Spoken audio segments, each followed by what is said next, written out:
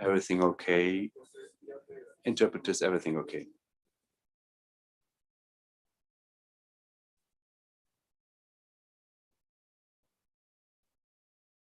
Everything okay? Interpreters, everything okay?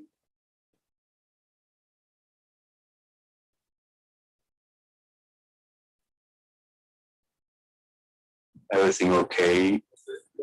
Interpreters, everything okay?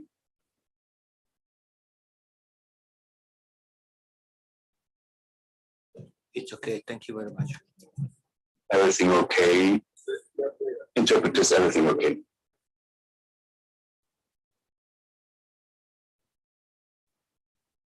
It's okay. Thank you very much. Everything okay? Interpreters, everything okay?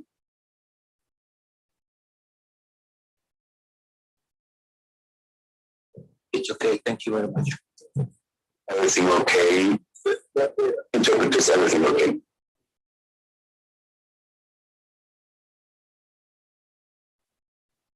It's okay. Thank you very much. Everything okay? Interpreters, everything okay?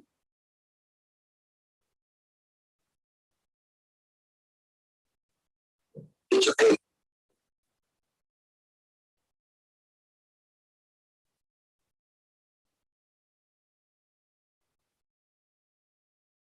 Testing, testing, testing.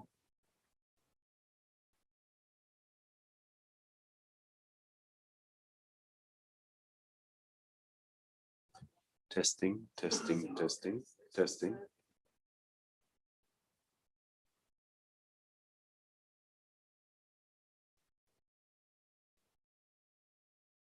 Testing, testing, testing, testing.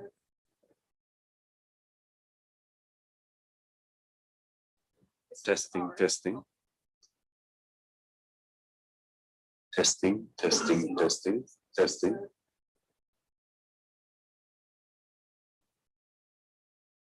Testing, testing. Testing, testing, testing, testing.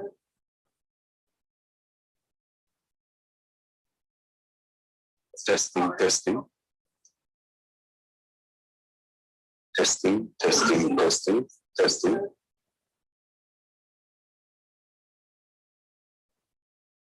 Testing, testing.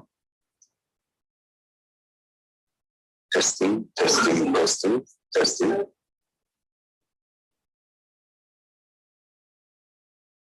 Testing.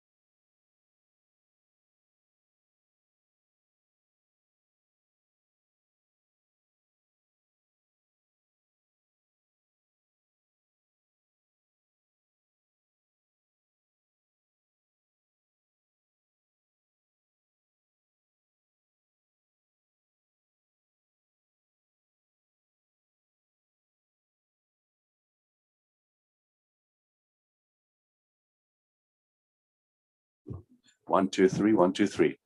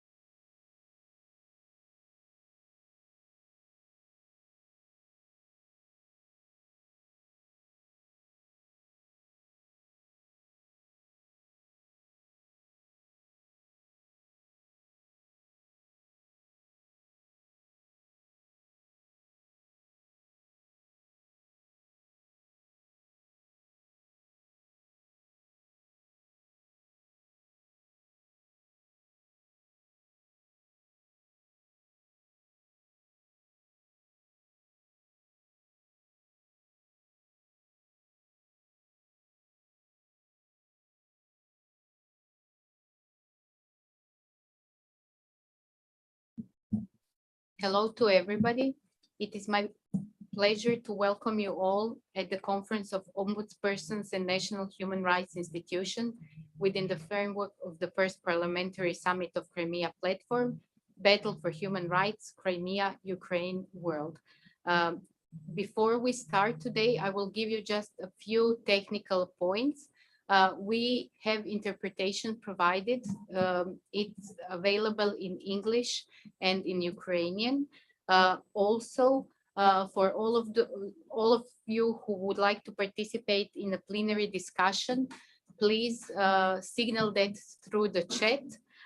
When you are putting your name, please put down your name and the institution you are coming from so that we know who will be taking the floor. So at the beginning, it is my great pleasure to give word to the Ombudswoman of Croatia, Ms. Dena Šimonović-Einwalter. My dear colleagues, ombudspersons and NHRIs, I welcome you to our gathering here today within the framework of the first Parliamentary Summit of the Crimea Platform. A couple of things to start with. We accepted the initiative and the invitation of the Ombudsman of Ukraine when he asked us to co-host this event held in connection to the event which was held yesterday here in Zagreb with a great representation of heads of parliaments of many delegations, because we wanted to emphasize particularly the link between ombudsman institutions and parliaments, but also to put a spotlight on human rights. And following from that, on the role of NHRIs and ombudspersons in protecting human rights and the rule of law in difficult times. There are four goals, four crucial points around which we gather today. The first one is to provide a platform for our Ukrainian ombudsman, for our colleague, to address his peers, to listen to him and to provide our messages of support. He will share with us about the situation in Crimea these past years, about the situation in Ukraine in the past months of the currently ongoing brutal aggression, but also on his role and the role of his institution. We all know our work is difficult, just how difficult it is in times of war. We want to give him an opportunity to share with us all today. Clearly, the issues we are discussing today are issues of crucial importance for our colleagues from Ukraine. But why are they also issues for all of us? The spillover effect of the war is felt in all our countries. People fleeing from Ukraine whose rights need to be protected. The energy crisis, the citizens of our countries are feeling its effects. The fears of nuclear threats that have risen, the effects of multilateral relations, and on the future of human rights. These are the issues of relevance to the entire world and also of our ombudsman and NHRI institutions. Therefore, aside from giving him a certain platform to address his peers, there are also three important crucial points regarding which I invite you and all of us to discuss today, because these are aspects of our work, to share our ideas and to share our experiences. First, to share our ideas and experiences about the role of human rights and the rule of law in times of conflict.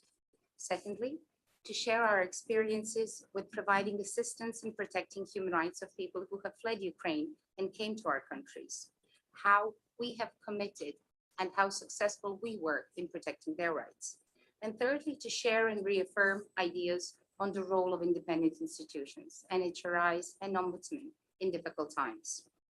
Let me start with our institutional reflections on these points.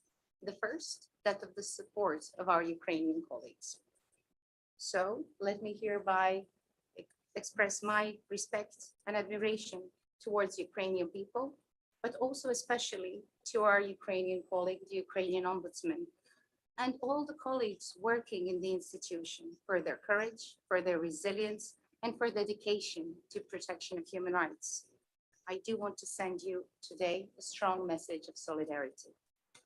Secondly, the second point is to share our ideas and experiences about the role of human rights and the rule of law in times of conflict.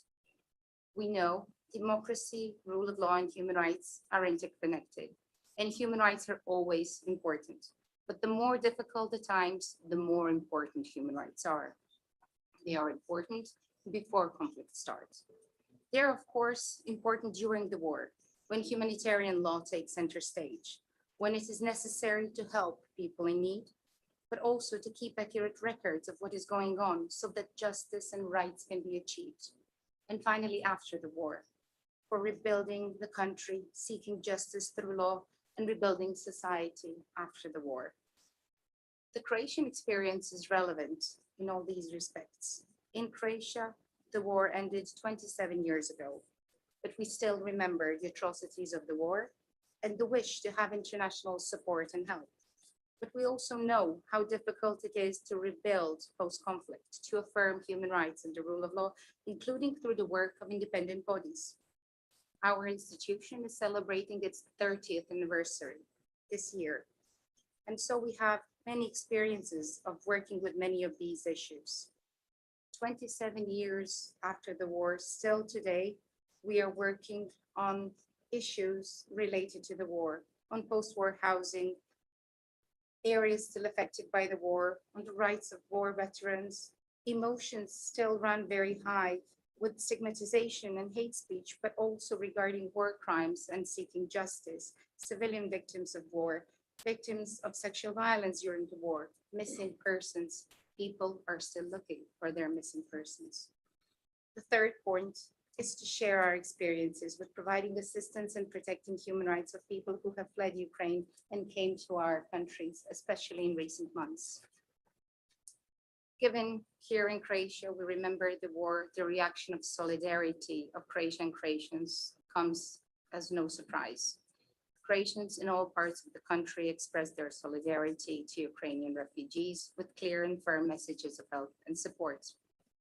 After the invasion, the reaction of the EU by activating the International Protection Directive also meant that the rights of people seeking refuge in EU member states can be very strong, and in Croatia as well.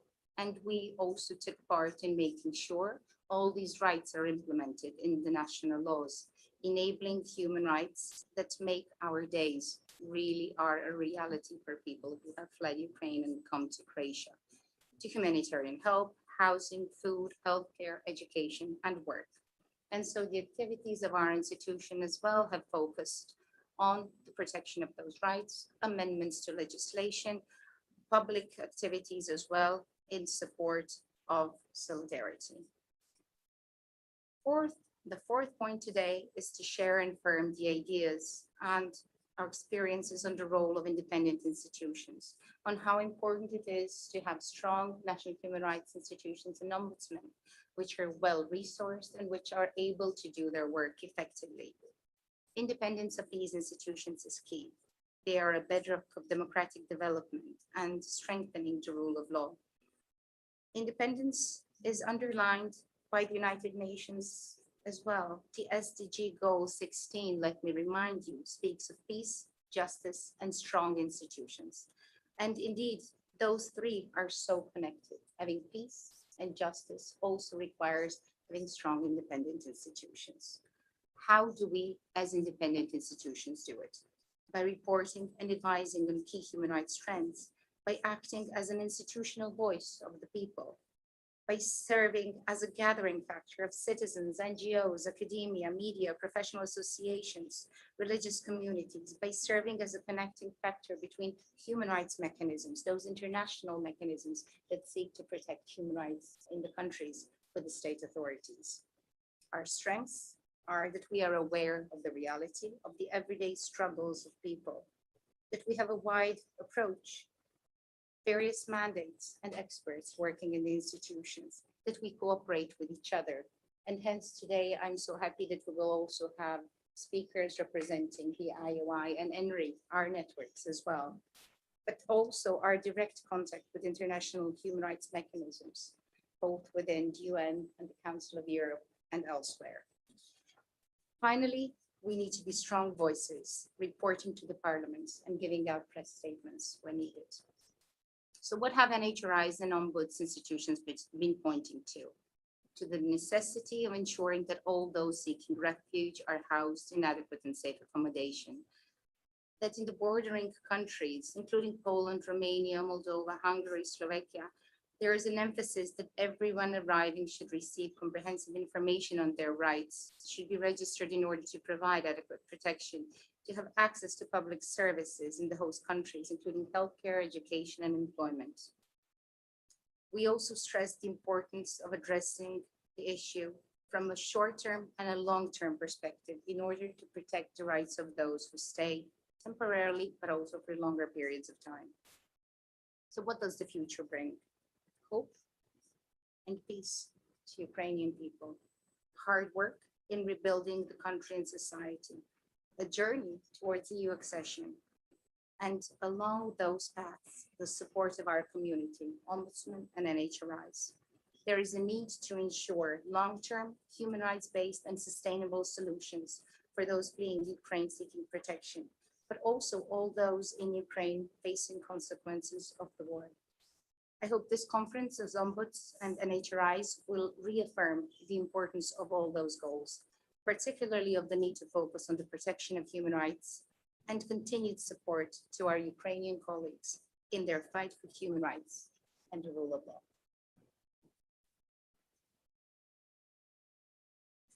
Thank you. Now I would like to give word to the Ukrainian Parliament Commissioner for Human Rights, Dr. Dmytro Lubinets. Thank you. Dear colleague, hello. I will speak Ukrainian language. Please use option of translation. Я щиро вдячний за те, що ви відгукнулись на запрошення і берете участь у першій конференції Кримської платформи для омбудсманів і НІПЛ. Ваша присутність – це підтвердження позиції, що окупація Криму – це про порушення Росією прав людини. Перш за все, я хочу подякувати омбудсвумен Хорватії, пані Тені, за підтримку ідеї проведення цієї конференції, нашої зустрічі, за величезну роботу з її підготовки. Росія розпочала війну проти України окупацією Криму у лютому 2014 року. Це стало можливим, тому що демократичний світ промовчав в 1992 році в Молдові під час воєнних дій Росії проти Ічкерії, Грузії. Далі Крим став відправною точкою величезної кількості процесів. Вторгнення на Донбас, російські спроби дестабілізації на Балканах, отруєння Скрипалів, шпигунські скандали, військова кампанія в Сирії, втручання в американські вибори. І давайте бути відвертими.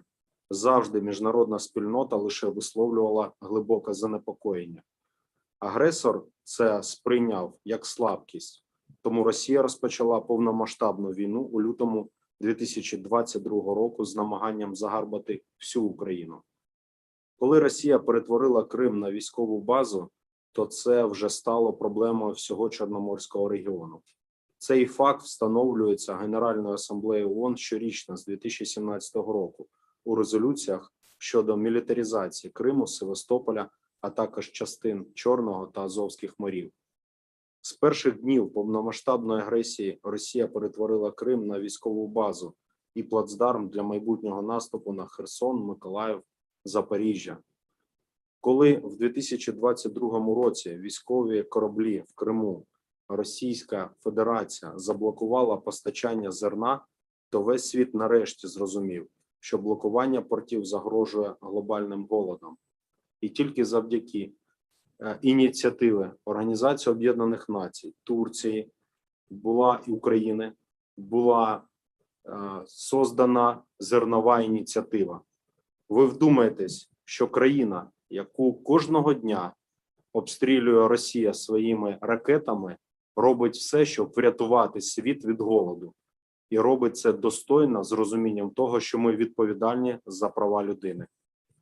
Акваторія Чорного моря перестала бути безпечною для міжнародної торгівлі. Російські міни прибувають до берегів Болгарії, Румунії, Туреччини. Вони загрожують судноплавству через Босфор. Насичення українського Криму ядерною зброєю, здатною вразити ваші столиці, атомні електростанції, будь-які об'єкти цивільної інфраструктури за 1000 кілометрів від Криму стали викликом як Європи, так і всього світу. Тому окупація Росією Криму тепер проблема і ваших політиків, урядів, військових та бізнесу. З Криму Росія погрожує всьому світу ядерною зброєю. Вперше після Другої світової війни цим займається ядерна держава, член Ради безпеки ООН в самому центрі Європи. Через війну Росії проти України наші громадяни, жінки і діти змушені тікати до ваших країн. Я вдячний за турботу про них вашим президентам, парламентам, урядам і, безумовно, вам, як правозахисникам. І роботи у нас з вами очікувано буде більше, бо незабаром зима, а Росія знищує цивільну інфраструктуру України, в тому числі ракетами з Криму, намагаючись залишити населення моєї держави без тепла, електрики, води. З іншого боку, є новий виклик. Сотні тисяч російських чоловіків, які тікають до такого ненависного для них заходу від мобілізації. Це так звані біженці створюють напругу у ваших суспільствах, додають роботи поліції, правозахисникам і, безумовно, вам. А чи бачили ви засудження від таких мігрантів російської війни? Ні. Напевно, і не побачите. Але незабаром ви побачите в своїх містах, в своїх країнах автопробіги, мітинги, де буде лунати російська мова, триматись російські прапори, а від вас будуть змушувати відновити постачання російського газу. Це є новий виклик, і цей виклик проти ваших держав. І це вже є глобальна агресія проти вас. Окупація Криму є трагедією. Московська окупаційна влада здійснює політично мотивовані переслідування громадян України за ознакою національної і релігійної приналежності. Знищуються, забороняються та переслідуються усі релігійні громади – християни, мусульмани, іудеї, буддисти в Криму, окрім однієї – церкви Московського патріархату. Намагання через мобілізацію відправити на війну корінний народ України за проукраїнську позицію є злочином проти кримсько-татарського народу та інших нацменшин і має усі ознаки геноциду. На території Кримського півострова ліквідовані незалежні ЗМІ, відбуваються переслідування журналістів. 18 вересня 2022 року так званий Верховний суд Республіки Крим незаконно виніс вирок про позбавлення волі строком на 5 років журналісту Радіо Свободи Владиславу Єсипенко. Громадських журналістів, які намагались документувати незаконні обшуки і арешти, переслідують і кидають за грати, без будь-якого права на захист. Після участі минулого року у Кримській платформі в Києві заступник голови Меджлісу кримсько-татарського народу Нариман Джелял отримав звинувачення в тероризмі і 17 років позбавлення волі в колонії сурового режиму за те, що він тільки казав правду. Бо правда в Росії – це злочин. Росія, окупувавши будь-яке місто в Україні, за перші 3 дні окупації спалює книжки, примусово депортує дітей, створює фільтраційні табори. Якщо це не геноцид, скажіть мені, що це? Я хочу показати вам цифри. Ви бачите їх на екрані. Це цифри вбитих та покалічених дітей, примусово депортованих дітей на територію Російської Федерації. Це кількість зруйнованих цивільних приміщень, цивільної інфраструктури та кількість мігрантів, які вимушено виїхали за кордон нашої держави. Це не просто цифри, це українська плата за бажання бути незалежними, за бажання розмовляти своєю українською мовою, за бажання знати свою українську культуру, за бажання бути разом з демократичним світом, з європейськими цінностями. Саме проти цього воює Російська Федерація. Моя країна воює 8,5 років. 8 з них ми щиро намагались знайти політико-демократичний спосіб врегулювання цієї війни. Ми підтримувались принципів міжнародного гуманітарного права, але Росія показала всім, що для неї гуманітарне право – це просто слова. І вона хоче окупувати всю Україну. Агресор не думає зупинятись. І я хочу, щоб ви це знали. Ситуація на Запорізькій атомній електростанції, мінування Каховської гідроелектростанції з бажанням її підірвати, і про наслідки вони навіть не хочуть думати. Женевські конвенції – це один з аспектів моєї роботи. Так от можу вам сказати, що Україна в цьому сенсі показує приклад, як треба поводитись з російськими військовополоненими. І Міжнародний комітет Червоного Хреста має в будь-який час можливість приїхати і це перевірити. Натомість Російська Федерація не допускає до місць тримання українських військовополонених ні представників Організації Об'єднаних Націй, ні представників Міжнародного комітету Червоного Хреста. І ми завжди піднімаємо це питання, що якщо Росія порушує Женевські конвенції, будь ласка, міжнародні організації, фіксуйте це, показуйте це, говоріть про це. Під маскою нейтральності, на жаль, у нас відбувається відбілювання дій агресії.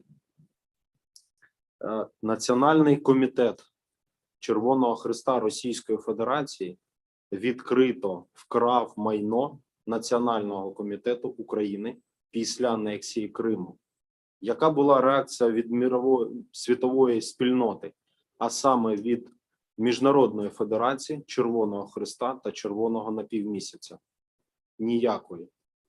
Національний комітет Червоного Хреста Російської Федерації відкрито збирає допомогу військовим російської армії, що є прямим порушенням одного з базових принципів міжнародної спільноти Червоного Хреста – нейтральності.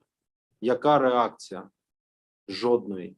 Навіть слова засудження не лунають з уст Міжнародної Федерації Червоного Хреста та Червоного Напівмісяця.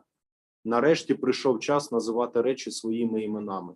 Нарешті прийшов час робити конкретні висновки. Якщо держава терорист, про це треба казати. Якщо держава не гідна знаходитись в лавах Парламентської асамблеї Ради Європи, то європейський континент це показав і прийняв рішення, спочатку виключивши Російську Федерацію з лав ПАРЕ, а місяць тому прийнявши дуже правильний меседж і рішення, коли Російську Федерацію напряму назвали країною-терористом. Можливо, прийшов час розпочати цей діалог на рівні Організації Об'єднаних Націй? На мій погляд, так. Перед нами з вами, омбудсманами, стоїть непроста задача. Я показав вам, як війна в Україні, війна в Криму торкається кожного з вас.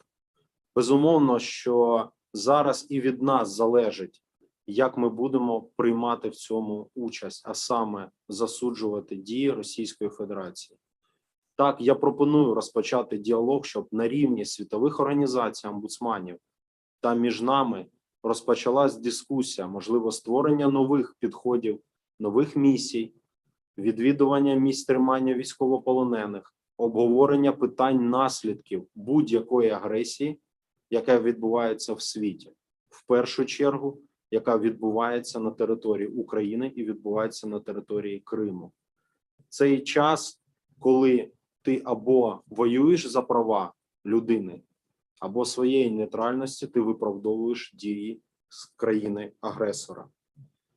Тому зараз Росія воює з усім демократичним світом, за всіма правилами диверсійно-розвідувальних операцій.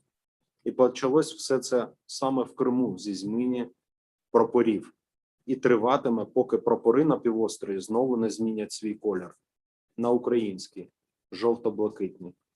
Демократичний світ повинен показати, що має силу і підтримує Україну. Цю боротьбу за права людини повинні виграти ми з вами. І в цій роботі без нас, омбудсманів, цю війну виграти неможливо. Я запрошую до відкритої дискусії. Будь ласка, сьогодні у нас є така можливість, нові підходи. Що ще ми можемо зробити задля того, щоб захистити права громадян наших держав?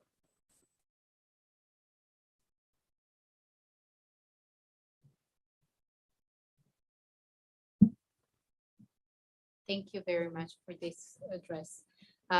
We will now play a video statement of the chairman of the Ukrainian parliament, Dr. Ruslan Stefanchuk.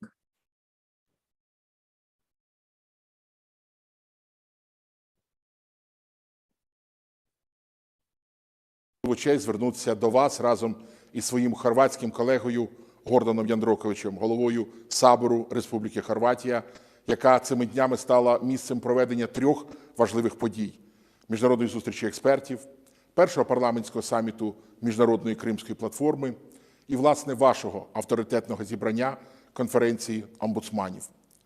Користуючись нагодою, хочу подякувати омбудсману Республіки Хорватія пані Тені Шимонович-Ейнвальтер і уповноваженому Верховної Ради України з прав людини Дмитру Лубінцю за організацію вашої конференції.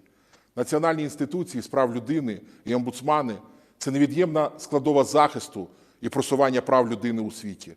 Ваша відданість справі, наполегливість і фаховість у захисті основоположних прав і свобод людини варті поваги і вдячності. На жаль, у сучасному світі спокуса поставити під сумнів універсальність цінностей прав людини є високою. Тому перед омбудсманами стоять особливі виклики і загрози. І одним з найскладніших в них є війна, яку в міжнародному праві називають міжнародний збройний конфлікт. Саме розв'язано проти нашої держави війну, а я б називав її невиправданою і протиправною агресією, переживає сьогодні Україна, яка бореться за своє існування, за право самостійно жити і визначати свою зовнішню політику.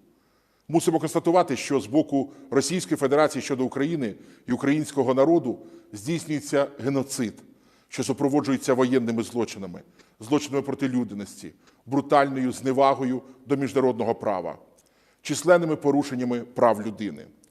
Дуже важливо, що сьогодні в полі вашої уваги і обговорення буде ситуація в тимчасово окупованому Криму, де тривають репресії не лише проти корінного населення кримсько-татарського народу, але й проти всіх, для кого права людини, свобода слова, зрештою людська гідність – не просто слова. Переслідувань зазнають і українці, тут знищується наша українська церква. В Криму немає незалежної журналістики, а свобода слова криміналізується навіть в соціальних мережах. Окупанти вигадали термін «одиночне зібрання», щоб застосовувати каральні обмеження щодо свободи мирних зібрань навіть для однієї людини. Після поразок на фронті і оголошеної в Російській Федерації мобілізації її непропорційно застосовано до корінного кримсько-татарського народу, який самовіддано протистоїть кремлівській політиці на рідному Кримському півострові. Практикується насильницьке зниження в якості методу залякування тих, хто здатний чинити опір. І все це для створення атмосфери страху. Адже в Росії ті, хто говорять правду і борються за свої права, вважаються терористами. В той час, як для всього цивілізованого світу, ці люди – політичні в'язні, в'язні сумління. Окупація Росією Криму ніколи не була суто українською проблемою. Це реальна загроза для Європи, для всього світу. Переконаний, ви це добре усвідомлюєте. Хочу використати цю нагоду, щоб звернутися до вас, шановні омбудсмани, докласти всіх зусиль, аби змусити Російську Федерацію припинити агресію проти України і світу, повернути усі захоплені нею території, дотримуватися міжнародних норм у сфері прав людини. Війна проти України почалася із окупації Криму і заміни прапорів, а закінчиться вона для нас і світу тоді, коли в Сімферополі, Ялті і Севастополі знову замайоріють синьо-жовті стяги. Дякую за увагу і бажаю вам плідної роботи.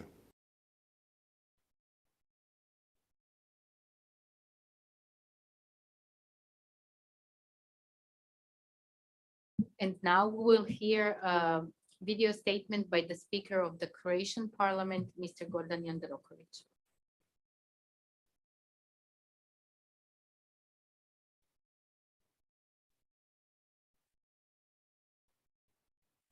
Poštovane dame i gospodo, zahvaljujem na u ime Hrvatskog sabora i osobno. Iznimno mi je drago da ste ovu važnu konferenciju mogli organizirati upravo iz Zagreba kao popratni događaj prvog parlamentarnog samita Međunarodne krimske platforme kojeg smo jučer ovdje inaugurirali. Ta platforma, uspostavljena u Kijevu u kolovozu 2021. godine, snažan naglasak stavila je među ostalim i na sprečavanje daljnjih kršenja ljudskih prava i zaštitu žrtava okupacijskog režima na Krimu. Kada govorimo o njenoj parlamentarnoj dimenziji, pravobranitelji kao opunomoćenici nacionalnih parlamenata osobito su vrijedni dionici u izradi stručnih analiza o stanju ljudskih prava i sloboda. Jednako je važna i uloga nacionalnih institucija za ljudska prava u zaštiti i promicanju ljudska prava, posebice u konfliktnim i postkonfliktnim situacijama. Potporu im treba dati i zbog njihove uloge mosta između države, civilnog društva, javnosti i međunarodnih mehanizama za ljudska prava, čime osiguravaju kontinuirani prostor za dijalog i protok informacija. Uostalom, jačanje i neovisnost tih institucija važni su indikatori napretka svake zemlje prema evropskim integracijama, ali i razvoja demokracije i snage vladavine prava u zemlji. Dame i gospodo, u ovim okolnostima kada je zbog brutalne ruske agresije na Ukrajinu raseljeno više od 8 milijuna ljudi, a 5 milijuna njih napustilo je zemlju, posljedice za ljudska prava su ogromne. Svjesni smo i da su mnogi građani Ukrajine ostali na teritoriju koji je pod privremenom okupacijom i da se mnogima od njih sustavno krše njihova osobna, ustavna i ljudska prava i slobode. Stoga cijenim vaš doprinos u razmatranju daljnjih koraka kako bi se zaštitila prava žrtava okupacijskog režima, raseljenih Ukrajinaca, kao i onih koji svoje utočište od rata tek traže. Ishodi ovakvih rasprava vrlo često bivaju od iznimne važnosti u informiranju donositelja odluka. Želim vam da to bude slučaj i s današnjim vašim razmjenama mišljenja. Želim vam puno uspjeha u vašem radu. Hvala vam.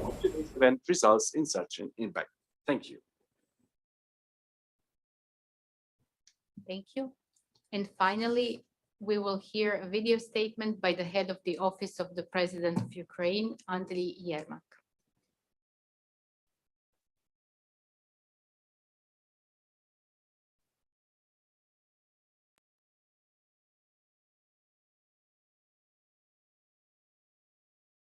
Ladies and gentlemen, over 8 years ago, Russia invaded Ukraine.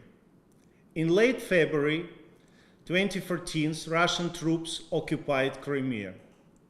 The freedom of speech fell one of the occupying regime's early victims. The disappearance of the pro-Ukrainian public activists was a prologue to the attack to the freedom of the expression, and its epoch was the fake referendum. The world swallowed these flagrant violations. Since then, there are no legal norms left in the temporarily occupied territories that Russia would not violate. And today, in the 9th month of the full-scale war that Russia enlist against Ukraine, I have to state, in Europe, in the 21st century, there are death camps again. They operate in Russia and the Ukrainian territory it occupies. It's hard to believe. It doesn't fit in your head, but it's fact. In this camp, Ukrainian prisoners of war are brutally tortured. They are forced to starve. They lack medical treatments. On some occasions, they are simply murdered. The story of those we succeed to get out of their chilling. Russia considers itself the legal successor of the USSR.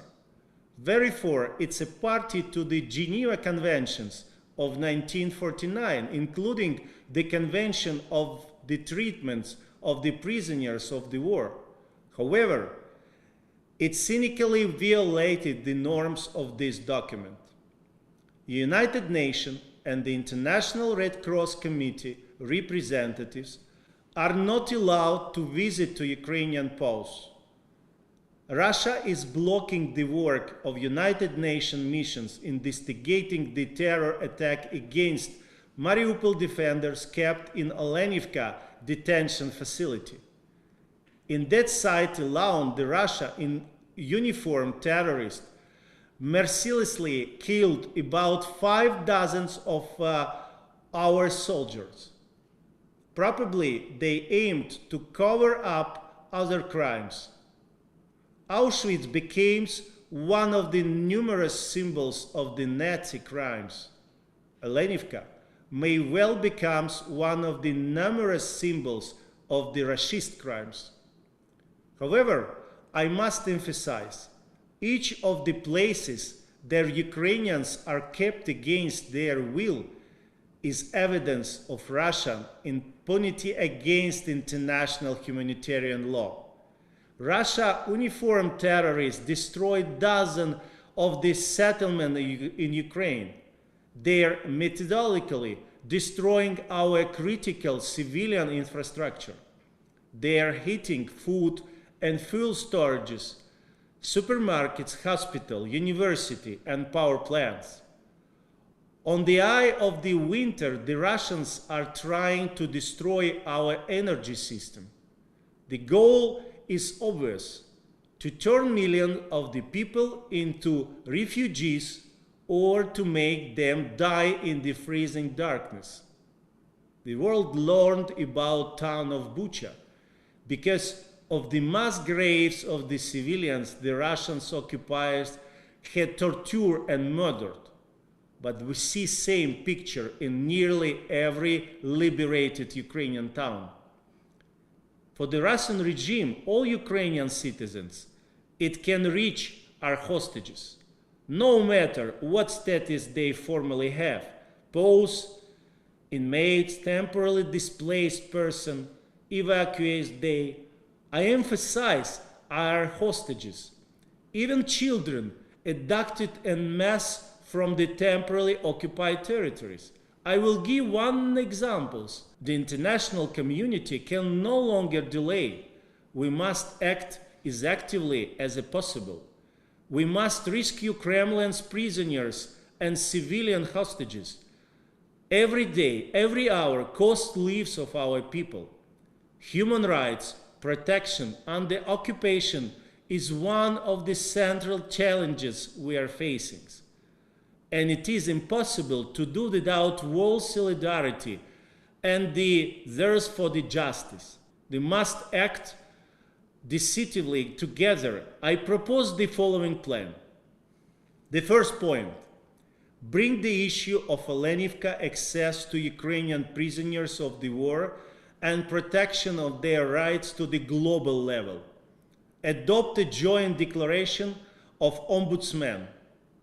The document should resultingly condemn the crimes against humanity and genocide Russia commits against Ukrainians.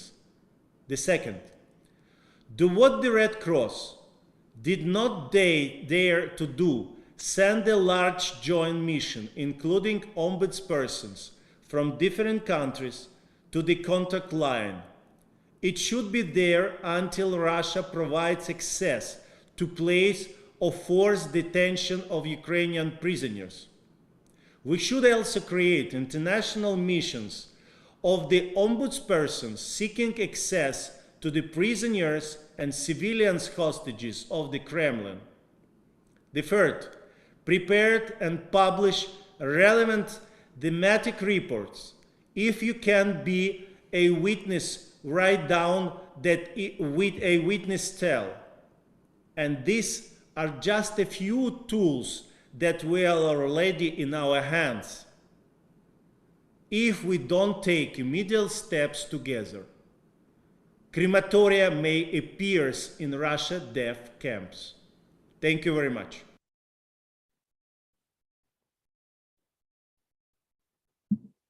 Thank you to the all the participants. Thank you to the Ombudswoman of Croatia and to the Ukrainian Parliament Commissioner for Human Rights for introductory words. For us, it was as ombudspersons and national human rights institutions, it was extremely important to hear also the addresses of our parliaments.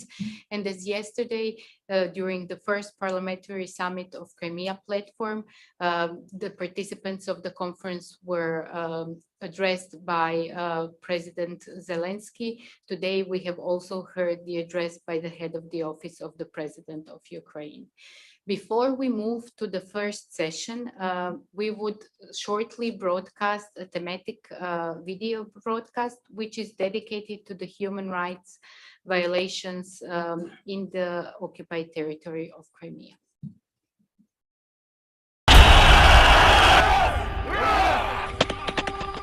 Мені стало страшно, коли почали зникати люди.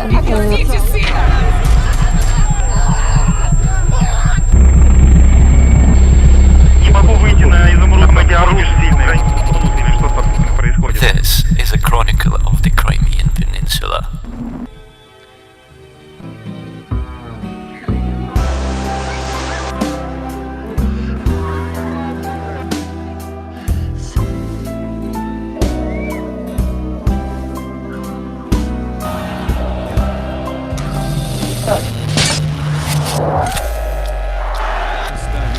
Коли стояли кулеметники. Російські війська заходять у Крим, нібито захищати. This is how Ukrainians have become the victims of a crime that Russia has committed. The residents of Crimea have been forced to bear witness to this crime on a daily basis, and the international community has become an observer. Until Russia leaves Crimea, the name of our homeland will remain synonymous with terror and lawlessness. So welcome to the land of crime. This is our response to the illegal occupation of our homeland by Russia. Не только угроза для нас, для коренных жителей Крыма, крымских татар, но, в общем-то, для всего человечества. Пам'ятати про те, що Крим окупований, анексований, це пам'ятати про те, що ти людина. We call things by their proper names. Until the last Russian soldier leaves the Ukrainian peninsula, the entire world and all international organizations will know that Crimea is Russia's crime. And Russia will undoubtedly be brought to justice for committing it.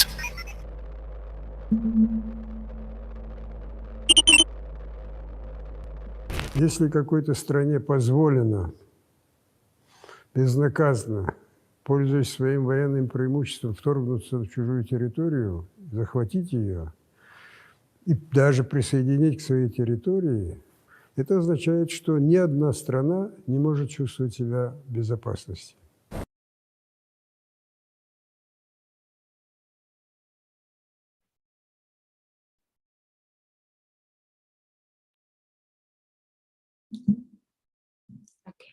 After this video, which was prepared for us by the Ukrainian Parliament Commissioner for Human Rights, we will actually move to the first session called Battle for Human Rights, Crimea, Ukrainian World.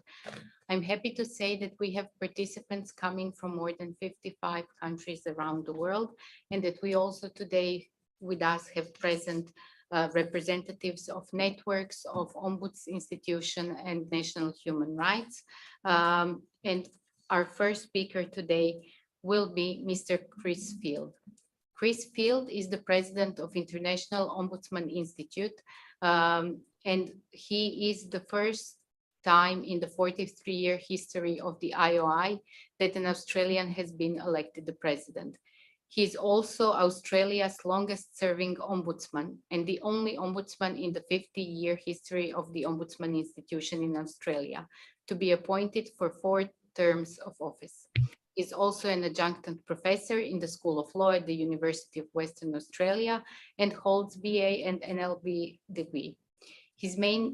His address will address several issues, the importance of this parliamentary summit and this side event, but also he will look upon the vital role of the IOI and the Ombudsman in relation to human rights at the times of international armed conflict. Please go ahead. Добрий день. Ombudsman Ian Walter the Ombudswoman of Croatia, Commissioner Lubinets, Ukrainian Parliament Commissioner for Human Rights, and all distinguished guests. It is an honour to be with you for this landmark international online conference for ombudspersons and NHRIs within the framework of the first parliamentary summit of the Crimea platform.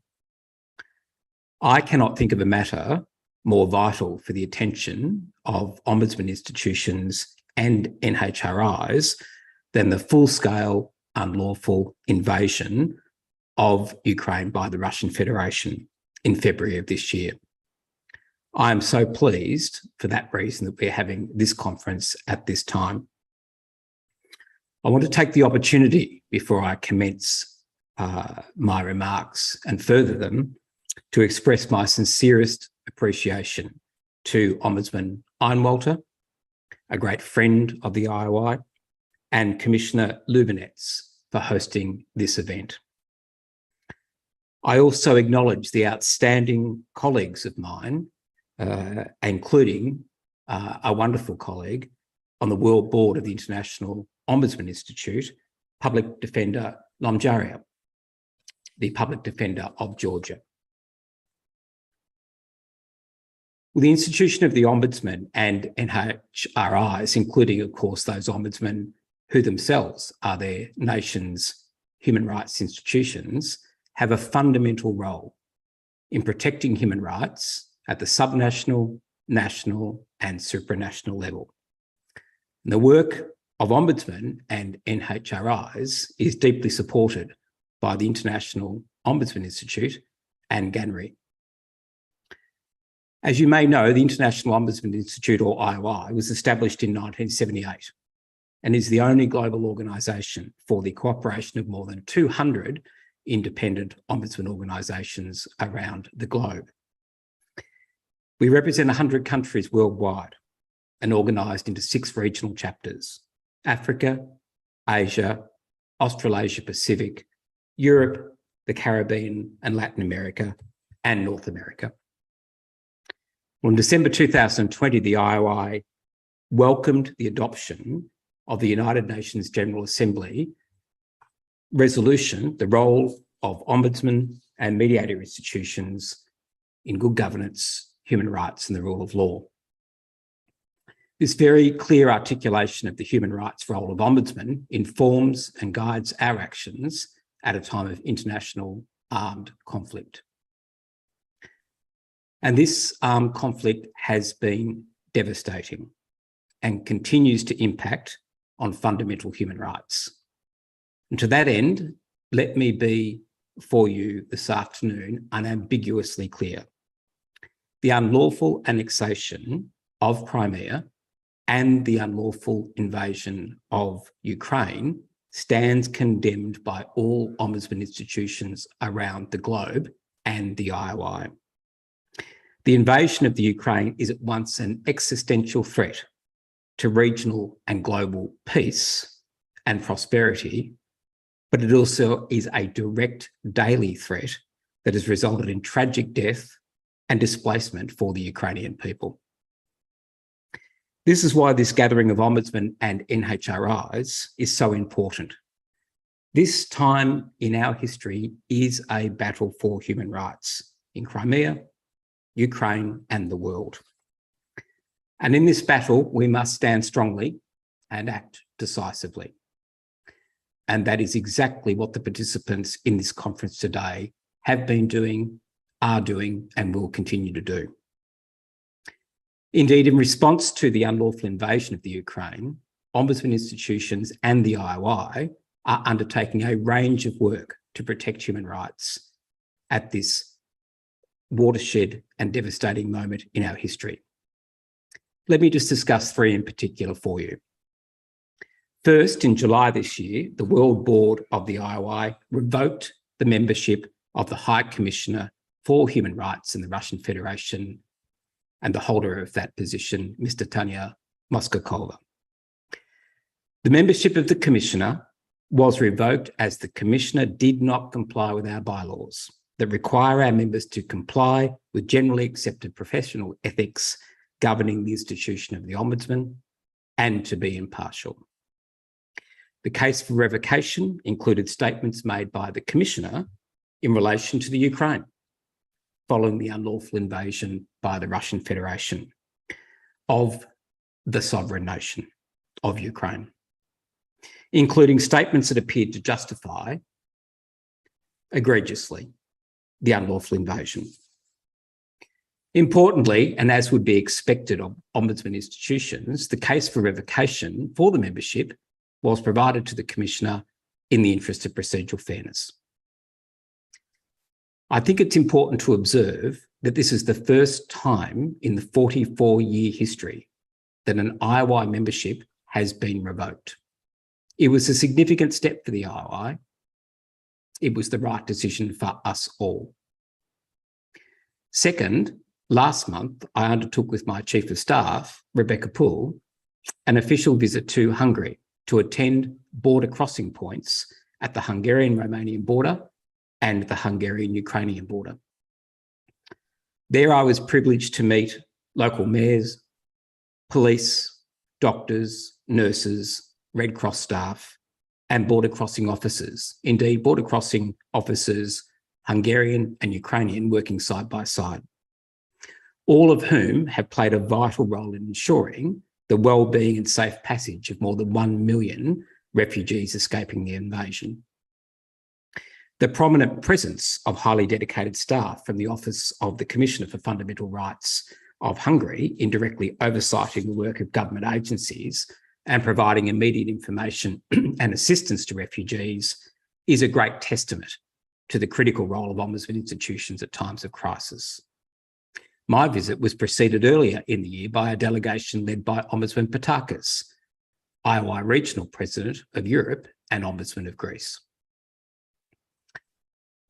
But by far my greatest privilege, but also, of course, at the same time, utterly heartbreaking, was to speak directly to a Ukrainian family fleeing the war. It is an unimaginable trauma for many of us to have to flee the place where your children have grown and your life revolves to an utterly uncertain future. This harrowing, heartbreaking account, of which there are literally millions of such stories, is the devastating, direct, and undeniable consequence at a human level that flows directly from breaches of the rules-based international order. Third, I will be undertaking an official visit to Ukraine following an invitation to do so from Commissioner Lubinets. Commissioner, I am so grateful for your invitation. I will lead a delegation of two of our most respected ombudsmen in the world, Ombudsman Patakis and Ombudsman Behrens, the UK Parliamentary Health Services Ombudsman and Vice President of the European region. Beyond these responses to the armed conflict, it is my view that there will be a critical role for ombudsmen and NHRIs in supporting Ukraine after the cessation of the armed conflict. We will have a role alongside many others, such as the UN, the OECD, civil society, private capital investment, to assist Ukraine to stabilise and strengthen its post-war economy and society.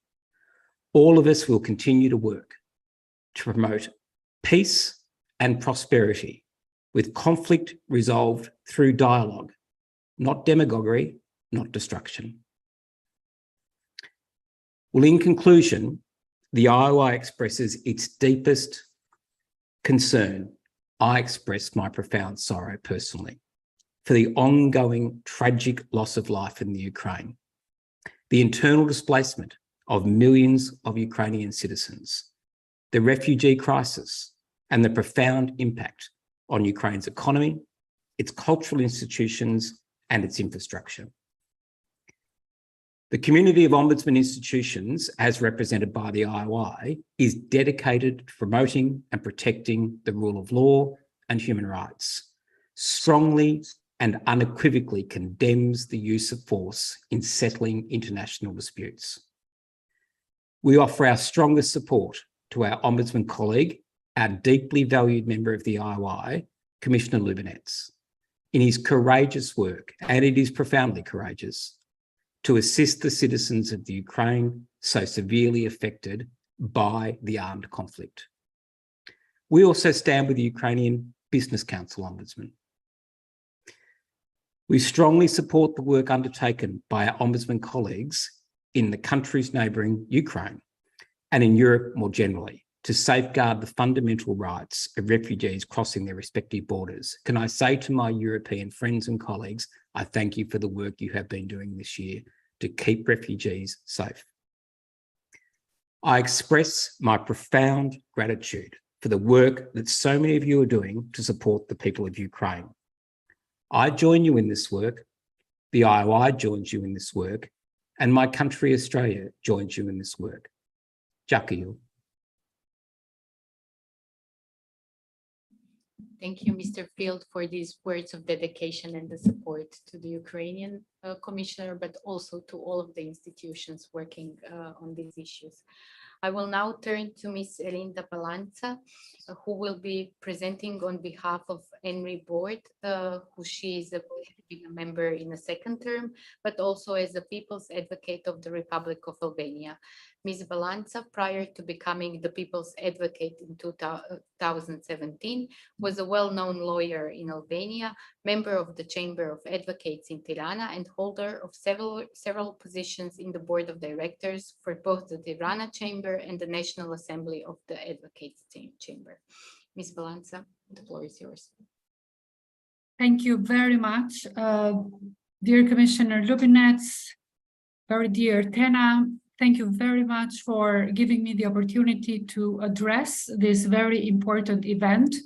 I know it's not easy, especially in this very busy period of time of the year, to find and to get together so many prominent members of our community, but definitely the importance of the issue made us all together to talk, to find time and to talk on this issue. So I would very much like to commend you and thank you for giving me the opportunity to address this event.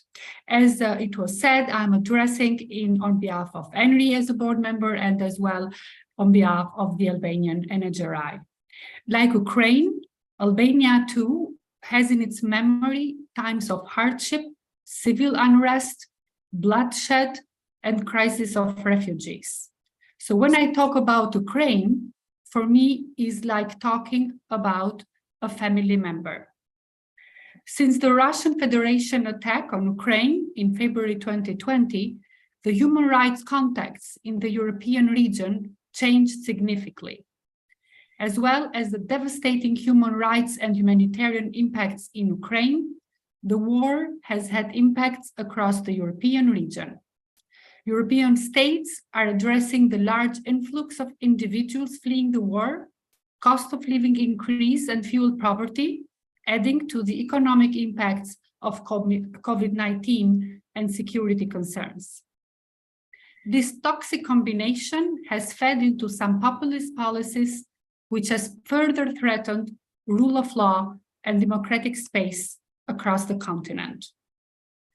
The situation in the EU countries, in particular the ones bordering with Ukraine, is also difficult, as millions of Ukrainians are temporarily relocated there, which puts pressure on the ability of these countries to ensure full enjoyment of human rights, such as the right to housing, education, social benefits, and labor rights.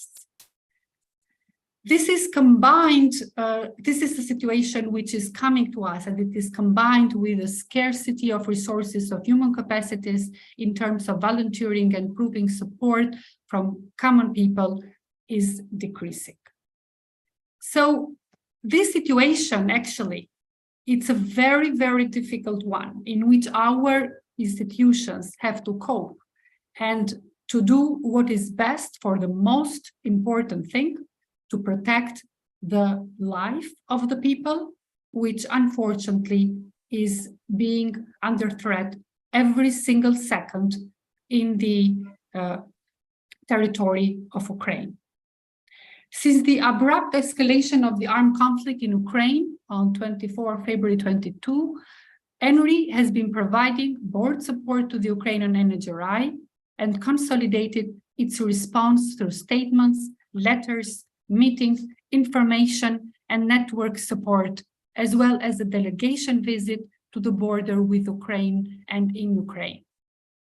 The main objectives of these activities were to show, first of all, strong support and solidarity to the NHRI under threat, the Ukrainian NHRI, to build relationship and unite NHRIs in order to develop the best possible approach to the challenges posed to human rights by the Ukrainian crisis and by, of course, caused by the Russian aggression, to support exchange of information and best practice between NHRIs and receive regular updates on the situation on ground, needs and challenges that NHRIs have, primarily the Ukrainian NHRI, which should guide ENRI in identifying its future actions.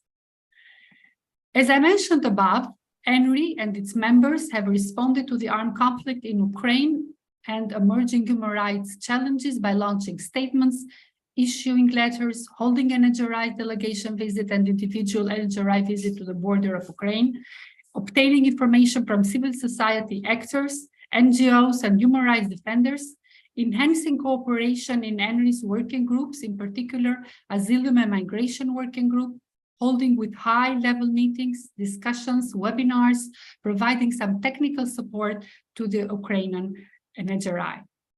ENRI Secretary General facilitated meetings and networking between Ukrainian Parliamentary Commission for Human Rights and the representatives of other NHRIs, as well as international and regional organizations during a high-level meeting in Warsaw on beginning of September this year.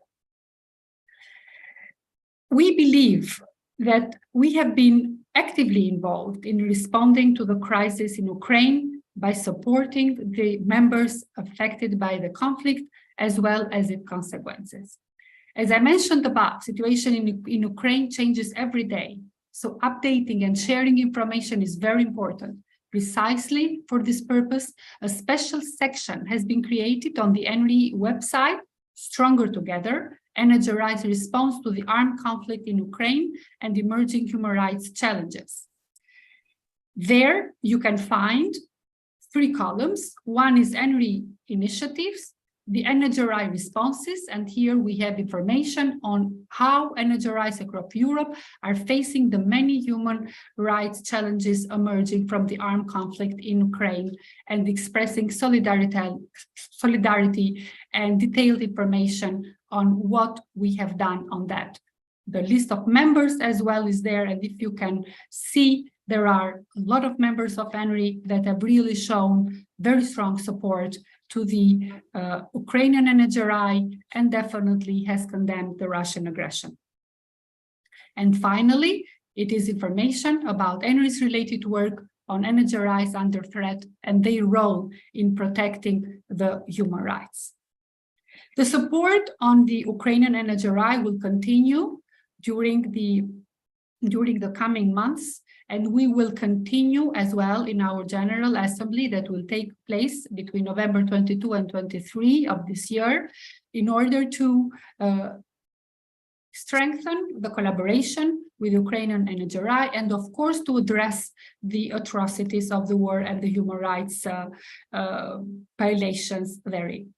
To conclude, I would like to recall that in the ENRI statement of March 2nd, 2022, on ensuring the humanitarian law and human rights are respected and protected in the context of the current armed attack on Ukraine, among other things, ENRI calls on the Council of Europe member states to stand in solidarity with Ukraine.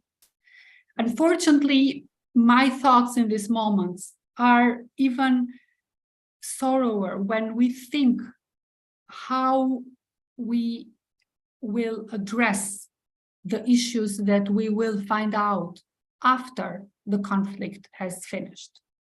So we all need to be conscious that what we have seen until now in terms of losses or violation on human rights, unfortunately, is just the tip of the iceberg on what we might face tomorrow. And unfortunately, this is something that is happening every moment in the territory of the Ukraine. The Albanian people's advocate, in the same spirit as the Albanian parliament regarding the support for Ukraine, have been really very strongly supportive and will continue to play its role definitely in supporting as much as we can the Ukrainian country, but as well the Ukrainian people and as well the Ukrainian NHRI. We will definitely as well endorse the declaration that was distributed, and we will take all the steps necessary in order to make it a reality and make it true. I would like to close my speech with a word of support and courage for all the Ukrainian people, for those enduring these times of darkness, and for our colleagues, workers of human rights institutions, in a situation where the human life is at most difficult moment on the entire nation in Europe. Thank you very much. Thank you very much, Ms. Balanza, for again echoing the words of solidarity and the support to the Ukrainian National Human Rights Institution, but also to Ukrainian people, and also bringing us together and re-stressing how important it is to be here and to support each other now, but also to look ahead on what will happen. I'm happy now to give the floor to Ms. Jasminka Junkul, a human rights ombudsperson of Bosnia and Herzegovina and a legal expert with more than 35 years of experience in the field of judiciary, human rights, and international relations. Ms. Junkul is a vice chair of the UN Committee on Migrant Workers, a member of the Commission of Inquiry on Ukraine, and former member and vice chair of the Working Group for Enforced and Involuntary Disappearances. In her address, she will talk about challenges national human rights institutions encounter in international armed conflicts. Jasminka, please go ahead. Thank you so much. Please allow me on the beginning to thank my colleagues from Ombuds Institution of Croatia and Ombuds Institution of Ukraine to organize this event, because I see that as a platform, a space for dialogue. On the beginning, also, I would like to stress that I address you in capacity of one of three ombudspersons, because the Ombudsman Institution has three ombudspersons. And it is very important because when we are speaking also on declaration, I will support the declaration in my capacity as one of three ombudspersons. When I thought on that, what I should say today on this event, I starting from that, what is my experience from Bosnia and Herzegovina, because Ombuds Institution is a Dayton Peace Agreement category, what means that Dayton Peace Agreement established this institution. At the same time, it shows that we don't have experience how to deal in situation when country is in the conflict, but we are very high experienced how to deal with post-conflict issues. And that momentum gives us enough space to bring some lesson learned. Also, I would like to put us in legal context. Who are we? National Human Rights Institutions, Ombudsman Institution. If we are putting that in context of Paris Principles, Venice Principles, they are saying that we are national institutions which should take care on implementation of human rights standards in the national context and to protect human rights violations made by government authorities. What means that we are in some way internal organization which should deal with internal issues. But we should not forget that there are other aspects of our work, promotion of international human rights standards and also cooperation with other actors. And if we are trying to put that in different boxes, our mandate is to protect human rights violations through a different through appeal process, to promote human rights, to prevent human rights violations, to monitor human rights situation. But on the other side, our mandate is to cooperate with the different international bodies, including treaty bodies, Council of Europe bodies, and so on, to cooperate with different national human rights institutions through different networks. And if we are looking at that perspective, we can conclude that national human rights institutions are channel of communication between citizens and the national institutions, but at the same time, channel of communication with international bodies to take the best practices further. And now we can see that there is no rules how to deal as national human rights institution during conflict. I have tried to define, but we don't have such rules.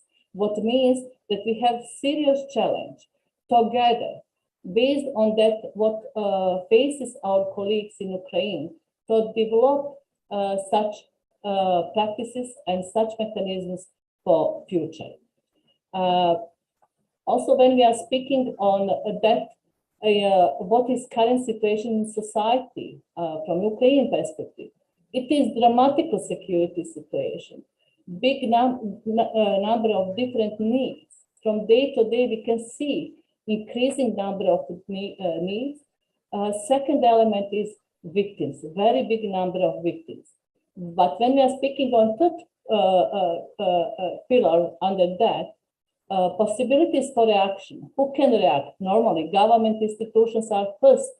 Media who are giving us information, who are feeding us with that what is going. Without having them, I think that will be totally in situation that we don't proper information. Civil society, when I'm saying civil society, it is not only non-governmental organizations. We are speaking on academia, individuals, religion communities, and on the end, national human rights institutions. But when we are speaking on impact of war based on Ukrainian experience, but also based on experience from this region, there are additional tasks. When you have additional tasks, there is always question of responsibility. Do we have institutions who should deal with those additional tasks? Example, when we are speaking on those additional tasks, it is need to have communication with national human rights institutions of state party involved in conflict. In concrete situation, we are speaking on option to have communication with Russian Commissioner for Human Rights as national human rights institution, because as has been already mentioned, there are many people, Ukrainians, detained. We don't know situation there. There is no access to ICRC. There is no access to others.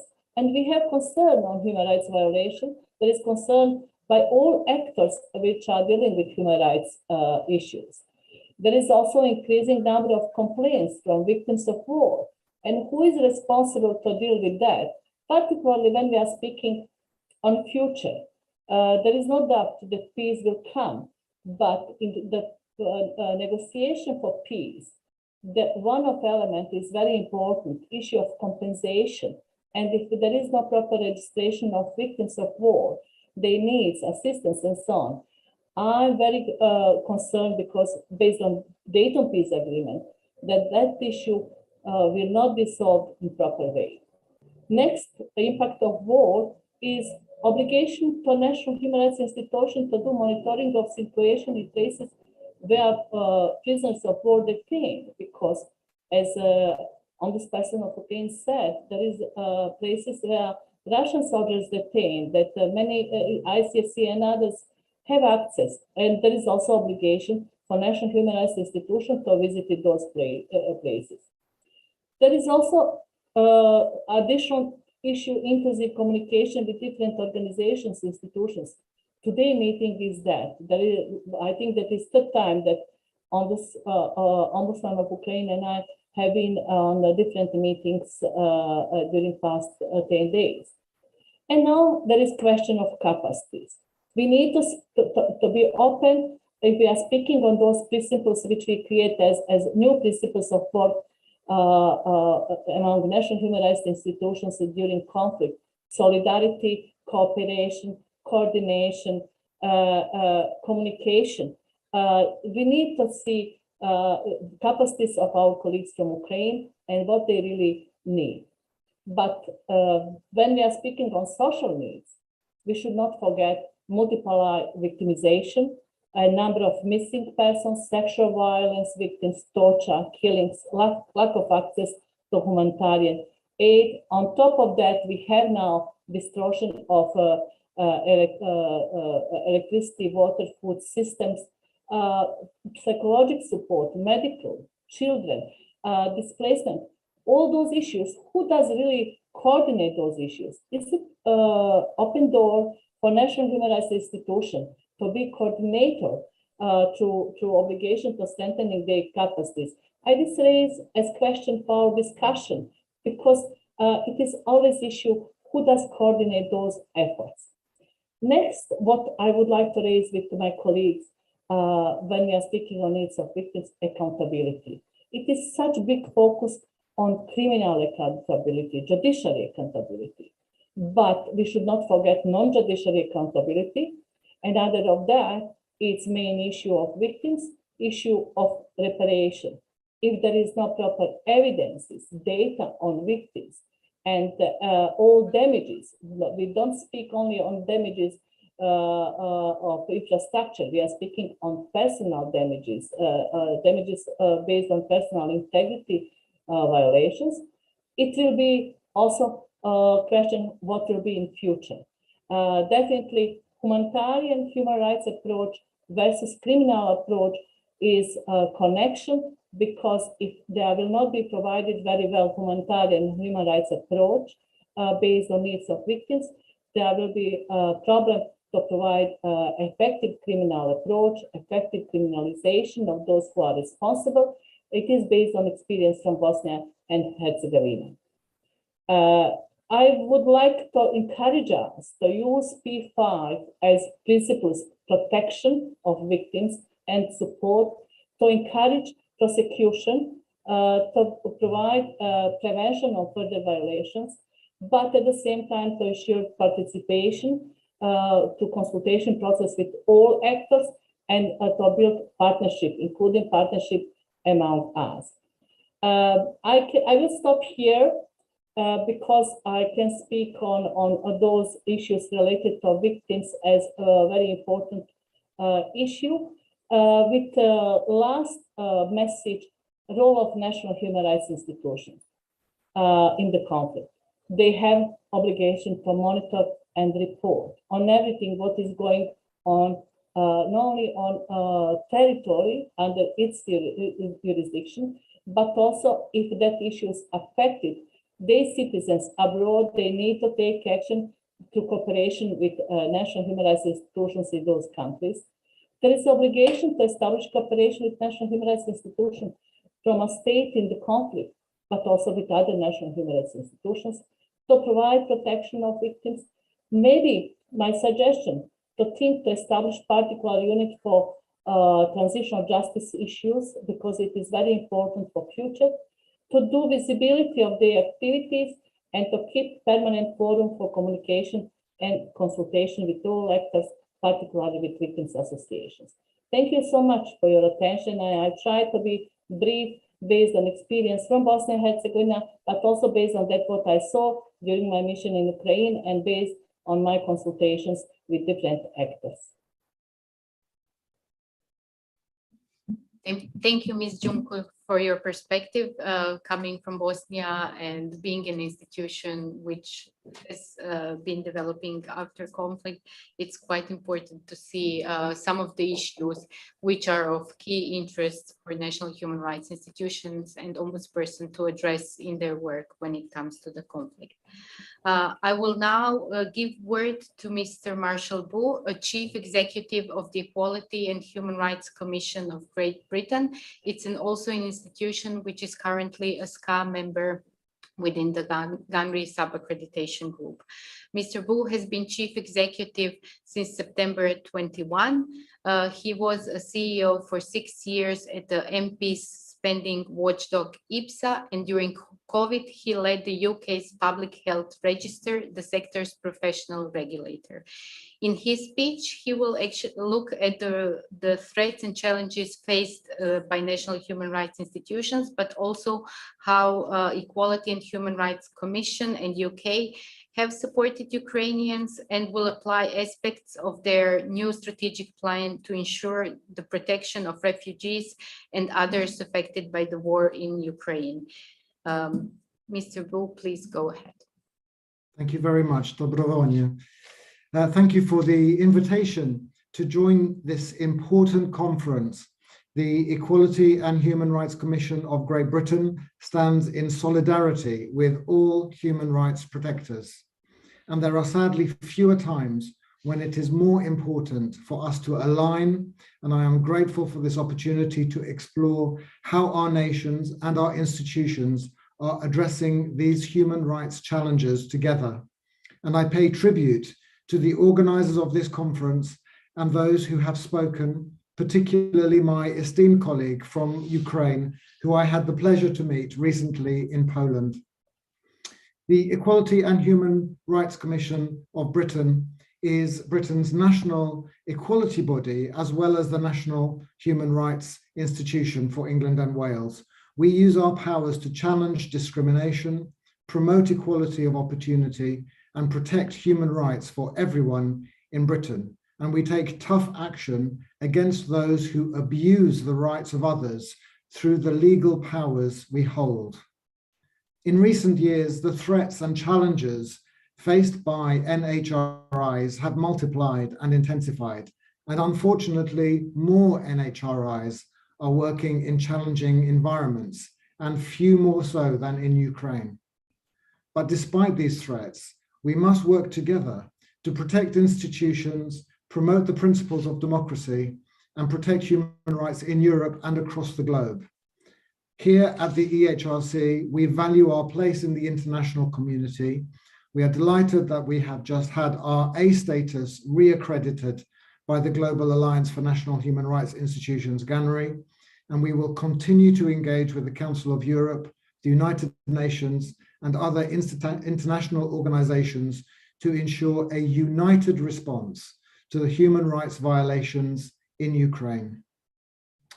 We are gravely concerned about the risk of trafficking and exploitation facing those affected by the war in Ukraine.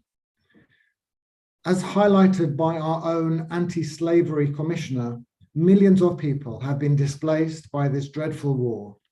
Those seeking refuge abroad also face risks of exploitation in destination countries, and unfortunately that includes the United Kingdom. I have therefore written to the central government and to local government authorities here in the UK to share information about the human rights situation in Ukraine and to ensure that Ukrainians seeking refuge here in the UK are safe and protected from exploitation.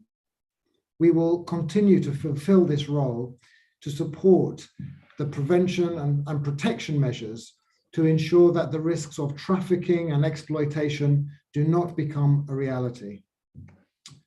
Unfortunately, also in some European countries, equality bodies and NHRIs report that public services are struggling to respond to the needs of people fleeing Ukraine.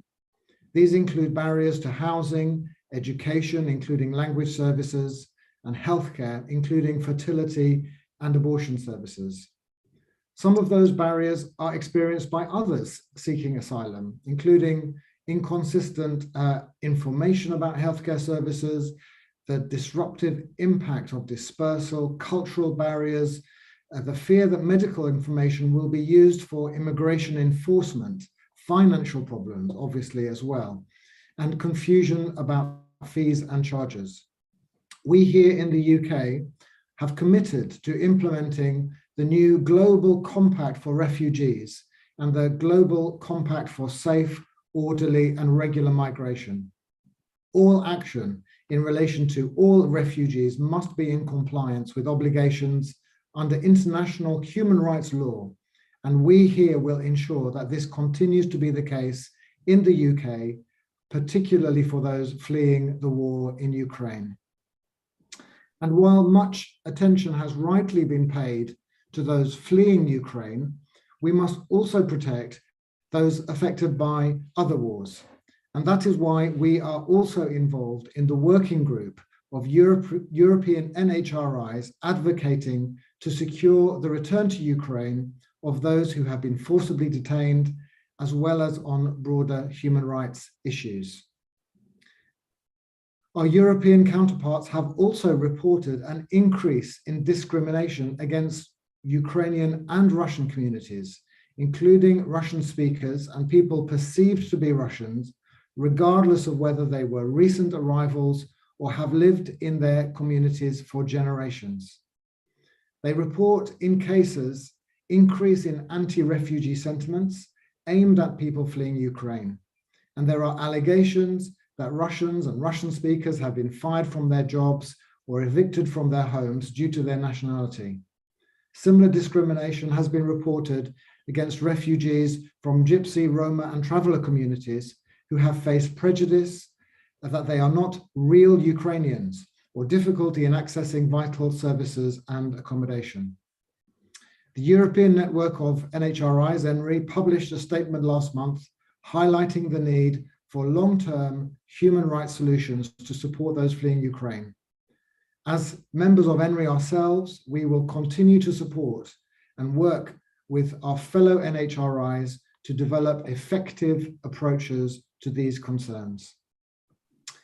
I have also written to local authorities in England and Scotland and Wales to encourage them to eliminate discrimination and to foster good relations, in particular in the context of the impact of the war in Ukraine.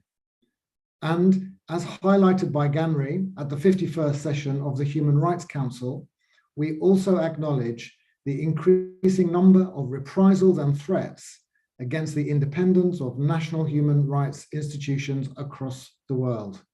So we support Ganri in its work to protect the independence of NHRIs facing threats or reprisals for undertaking their work according to their mandate. Now, more than ever, there is a need for those of us on the front line of human rights to ensure that our states live up to their obligations, to continue to work together to make international human rights aspirations a reality. So thank you for your attention. And more importantly, thank you for the vital work that you and your institutions play in protecting human rights in your countries. We share an ambition for everyone to live in societies that are safe, free, and free from fear and mistreatment. And I and my commission here in Great Britain are committed to working with you to further protect human rights in Ukraine and around the world. Thank you.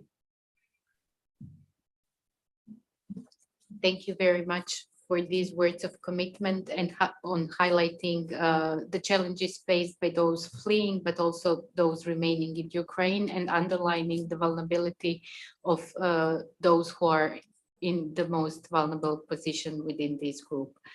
I will now give floor to Ms. Nino Lomyaria, the public defender of Georgia since 2017, who previously to this position worked at leading positions in the number of organizations. She was also awarded the title of the Human Rights Activist of 2014 by Georgian universities, and was named the Woman Leader of the Year in the government in 2019. She will talk about Georgia's experience with regards to Russian occupation, focusing on the judgment of the European Court of Human Rights on a case between Georgia and Russia, and status of the ICC preliminary examination of the situation in Georgia. Please go ahead, Nino. Thank you, Tanya. Dear participants, distinguished panelists, dear colleagues, I hope that interpreters are hearing me well. It is a great honor to me to be here now to take part in this very, very important online conference for ombudspersons and heads of NHRIs, Battle for Human Rights, Crimea, Ukraine, World, within the framework of the first parliamentary summit of Crimea platform. Battle for human rights is always important around the world and gains even more significance during armed aggressions, such as the aggression by Russia in Ukraine and in Georgia, in my country. In the beginning, let me talk about my country, Georgia, and our war experience, and afterwards I will come back to the situation in Ukraine. Since regaining independence from the Soviet Union in 1991, people of Georgia have suffered gravest violations of human rights and humanitarian law at the hands of Russia. Thousands of Georgians were killed, injured, or forced to leave their homes in the 90s due to the war in Abkhazia and Tskhinvali region, in two regions of Georgia, which was backed and conducted by Russia. Also in August 2008, Russia once again attacked Georgia, claiming lives of the innocent and forcing our people to flee. As a result of Russian aggression against Georgia, up to 300,000 individuals are registered as internally displaced, and more than 20% of Georgian territories remain occupied. It is important that crimes committed against the people during the aggression do not go unpunished and perpetrators face justice. In this connection, the International Criminal Court, ICC prosecutor, announced the preliminary examination of the situation in Georgia in 2008. After 7 years, the prosecutor submitted a request to the pretrial chamber for authorization to open an investigation into this situation. And after 14 years since the war, in 2022, this year, the finally pretrial chamber one issued arrest warrants for the Minister of Internal Affairs of the de facto South Ossetian administration, and also against the head of the preliminary detention facility of de facto Ministry of Internal Affairs, and also presidential representative for human rights of de facto South Ossetian administration, also known as ombudsperson of so-called South Ossetia. The pretrial chamber found that those people were, there were reasonable grounds to believe that each of these three suspects bears responsibility for war crimes committed in August 2008. Thus, although somewhat protracted, the ICC investigation is an important mechanism to eventually deliver justice.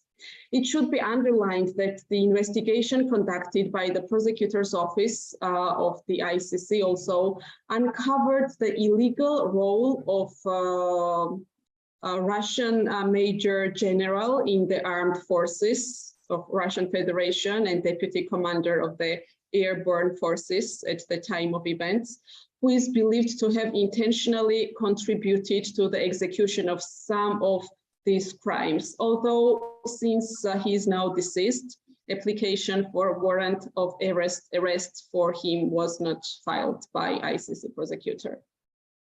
Severe human rights violations as well as occupation by Russia were confirmed by the historic judgment of the European Court of Human Rights delivered in January 2021 in the second interstate application, Georgia versus Russia. The European Court found Russia to be responsible for violations of different articles of European Convention. ECHR held that there had been an administrative practice contrary to Article 2, right to life, Article 3, prohibition of torture, Article 8, right to respect for private and family life, and also violation of Article 1 of the Protocol 1 to the Convention. Furthermore, by this decision, the court confirmed that the Russian Federation exercised effective control over the territories of Abkhazia and South Ossetia and the buffer zone during certain period in August 2008. when there was conflict between Russia and Georgia, and Russia has contributed to exercise effective control after that period by its strong presence in South Ossetia and Abkhazia, and dependence and subordination of the de facto authorities to Russia was also identified by the court in this decision. At the same time, based on the court ruling, the Russian Federation has a legal obligation to ensure the safe return of internally displaced persons to their homes. Thus, Russia is responsible for the continuing human rights violations in the occupied territories over which it has effective control. Unfortunately, human rights violations often occur in the occupied territories, even nowadays, and also in Georgian-controlled territories, which are close to so-called administrative border occupation line, due to the actions by the de facto authorities backed by Russian Federation. For instance, probably the pressing challenge for human rights is the process of borderization, which we called creeping occupation, conducted by Russian border forces. Specifically, Russian border police is installing barbed wire fences in their controlled territories, and those fences and the wires often divides lands, properties and possessions of locals, leaving them unable to access the land and their belongings left on their other side of so-called the border occupation line. Also, borderization is an example of limitation of freedom of movement. Arbitrary restriction on freedom of movement is a very serious problem for the population living in occupied territories.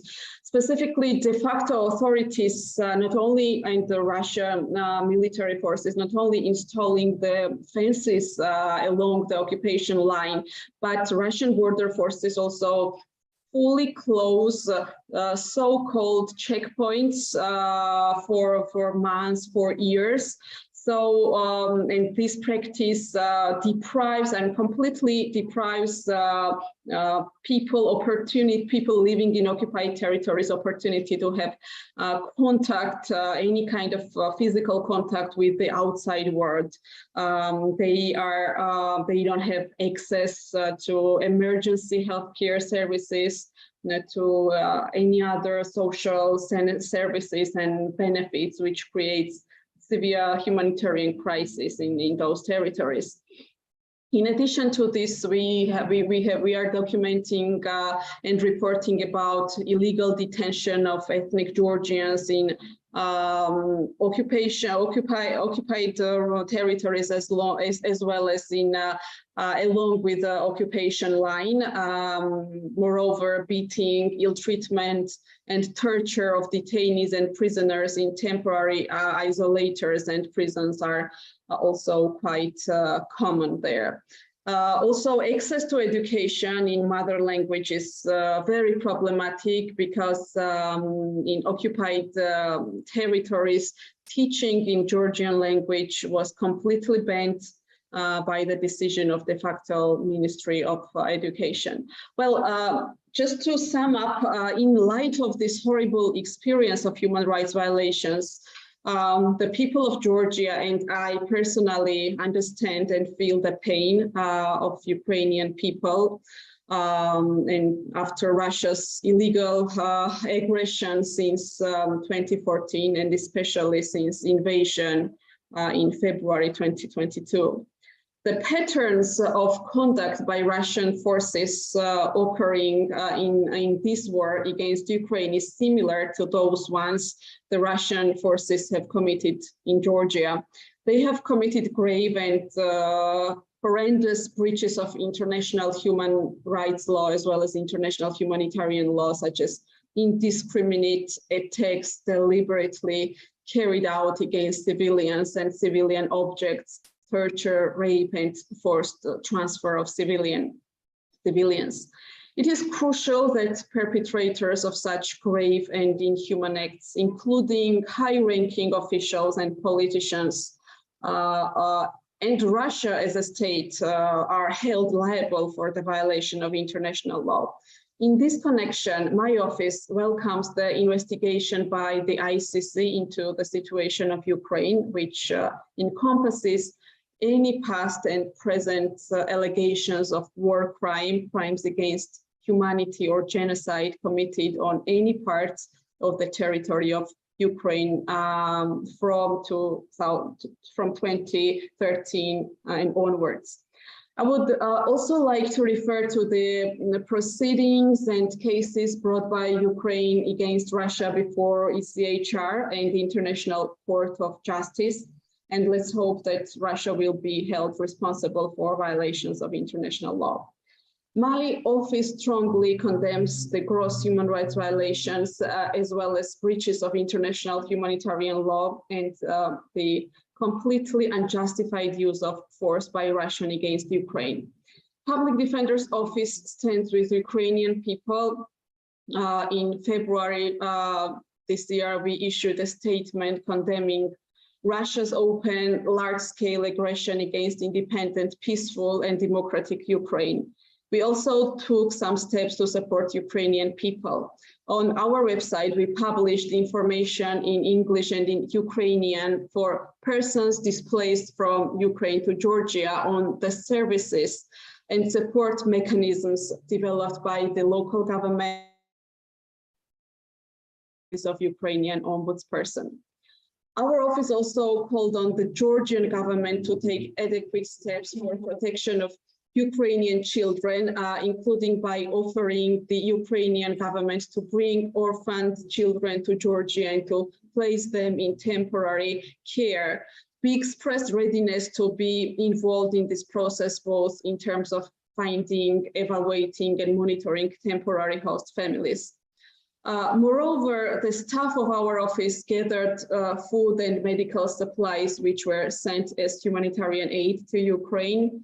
The staff also donated blood for the Ukrainian people. The public defender of Georgia, as a member of board of International Ombudsman Institute, supported the decision to revoke the membership of the High Commissioner for Human Rights in the Russian Federation for violating the principles of professional ethics and impartiality by statements made the commissioner in relation to Ukraine after the Russian invasion. Finally, I would like to reiterate our support for independence and territorial integrity of Ukraine and human rights of the Ukrainian people. Thank you very much for your attention.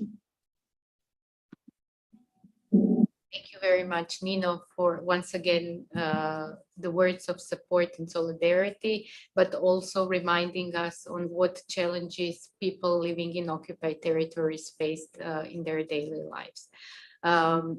Thank you to all of the panelists today for their words of solidarity, of support, of stating how important institutions such as ours are, of the support to declaration.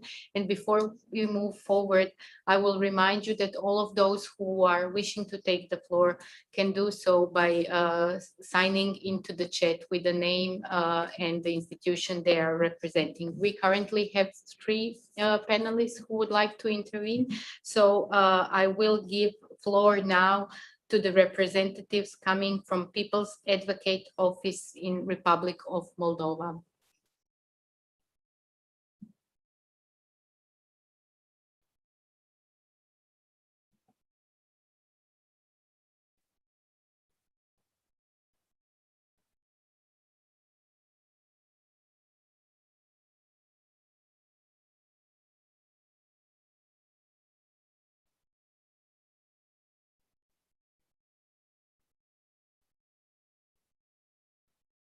The person is trying to access the microphone, so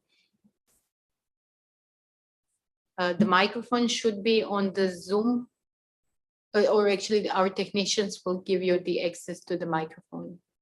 Talking is permitted, so please switch on your microphone, Ms. Olana.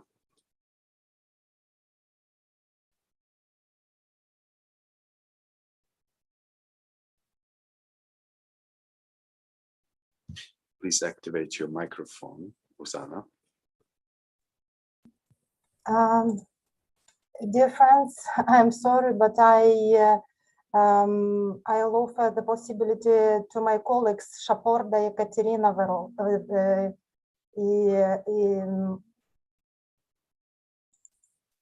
Shaporda Ekaterina.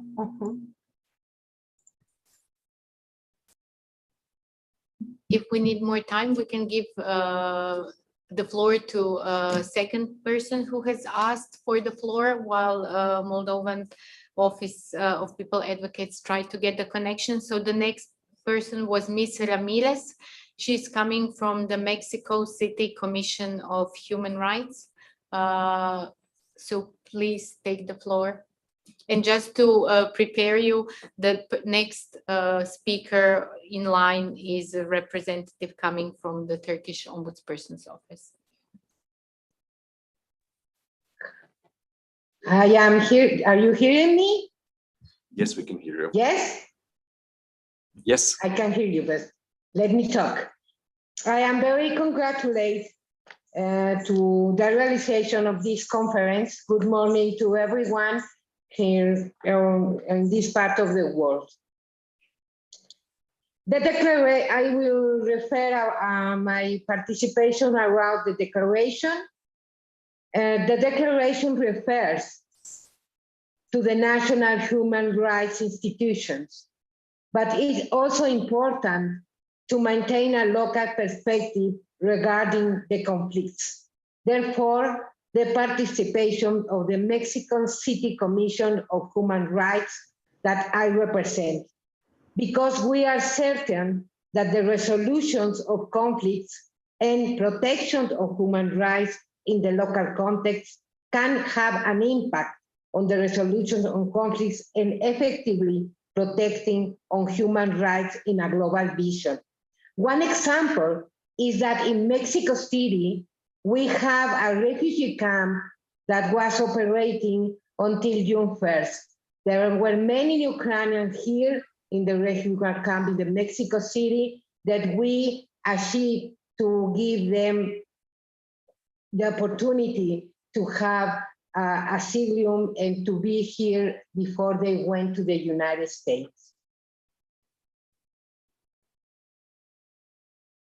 Therefore, we propose to add national but also local human rights commission in order to attain the vision in the local conflict resolution in the declaration.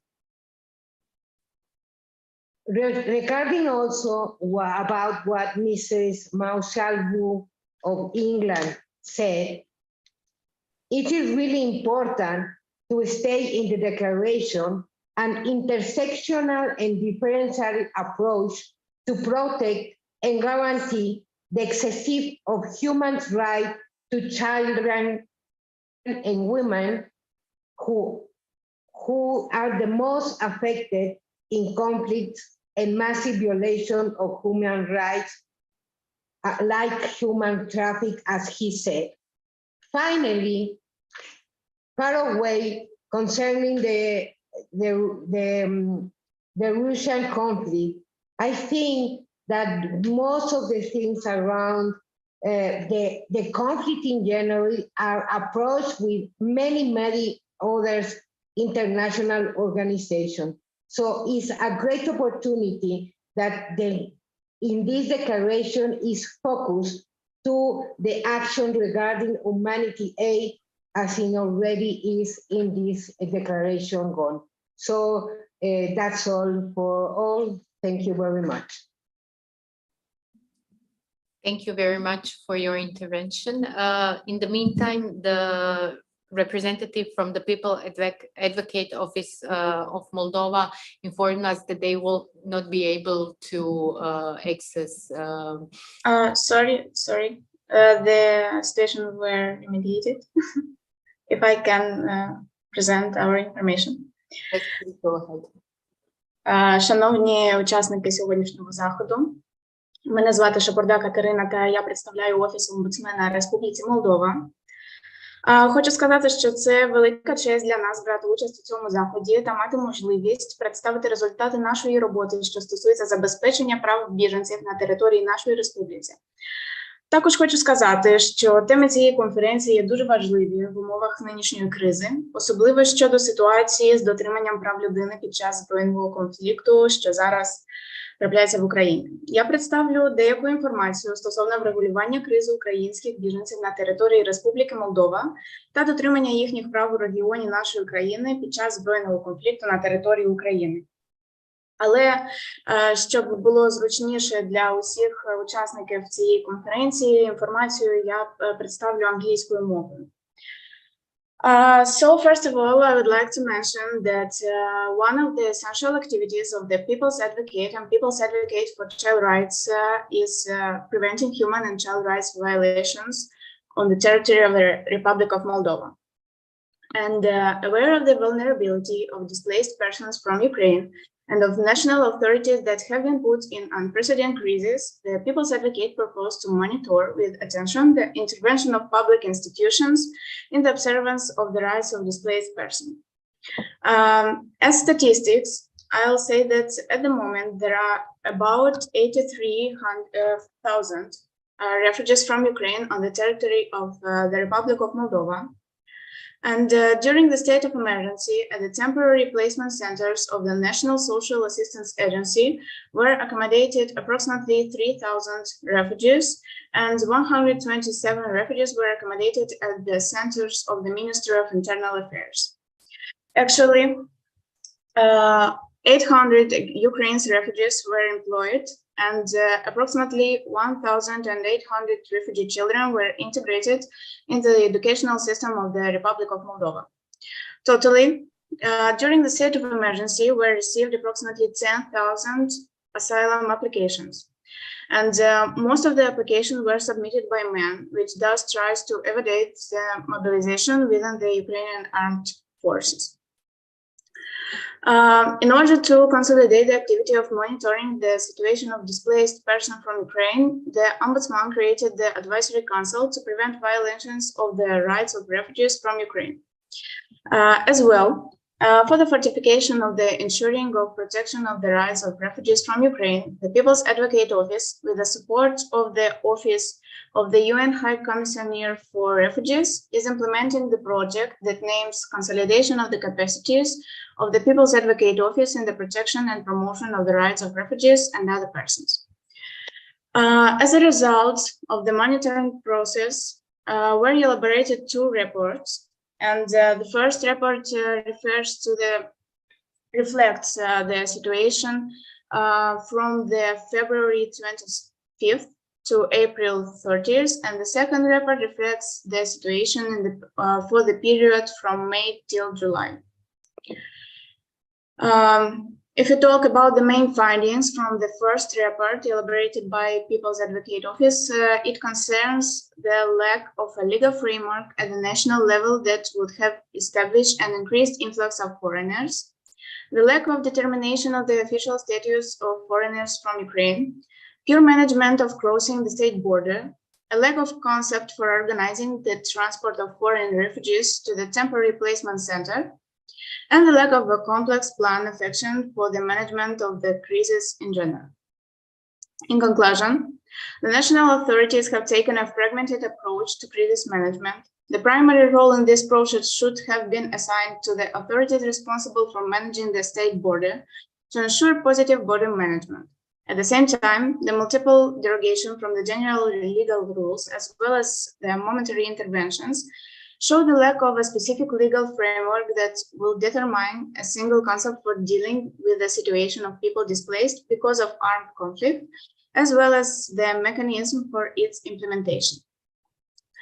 In the second phase of the monitoring on the observance of the rights of displaced persons from Ukraine, the People's Advocate and the Advisory Council continued to follow up with attention to the authorities' intervention, the monitoring process being focused on the management of the situation of the refugees, temporary protection and other forms of asylum, management of the temporary placement, medical assistance, observance of the children's rights, non-discrimination, and protection of the marginalized groups. The main findings relate to the partial applicability of the national mechanism for unified and coherent management of the situation in the event of an increased influx of foreigners that was approved by government decision in 2017, the refusal of the temporary protection for refugees from Ukraine, the authorities' policy regarding the accommodation of refugees in the temporary placement center isn't based on the human rights and equality approach, and the fact that there is a lack of a mechanism for the identification and reference for people with mental disease. I would like to say that if you access the site of the European Network for the National Human Rights Institution, you will find the information that was placed referring to the intervention of the People's Advocate Office in Ukraine Refugees Crisis Management. Я хотіла б завершити свій виступ, нагадуючи про те, що Республіка Молдова підтримує український народ та, незважаючи на те, що наша країна не дуже велика, ми докладаємо всіх зусиль, аби забезпечити права українців, які були змушені покинути свою країну. Дякую вам.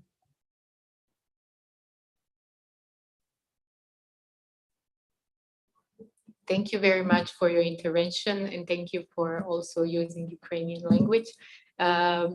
It was very interesting to hear what you actually all do as a national human rights institution to support those who have fled Ukraine and what type of activities you are conducting. Now I would give floor to the representative coming from the Turkish Ombudsperson's office. Thank you. First of all, I would like to take this opportunity to express my deepest regards to all of you. The tragedy in Ukraine is followed with concern by the Ombudsman of Turkey as a human rights institution.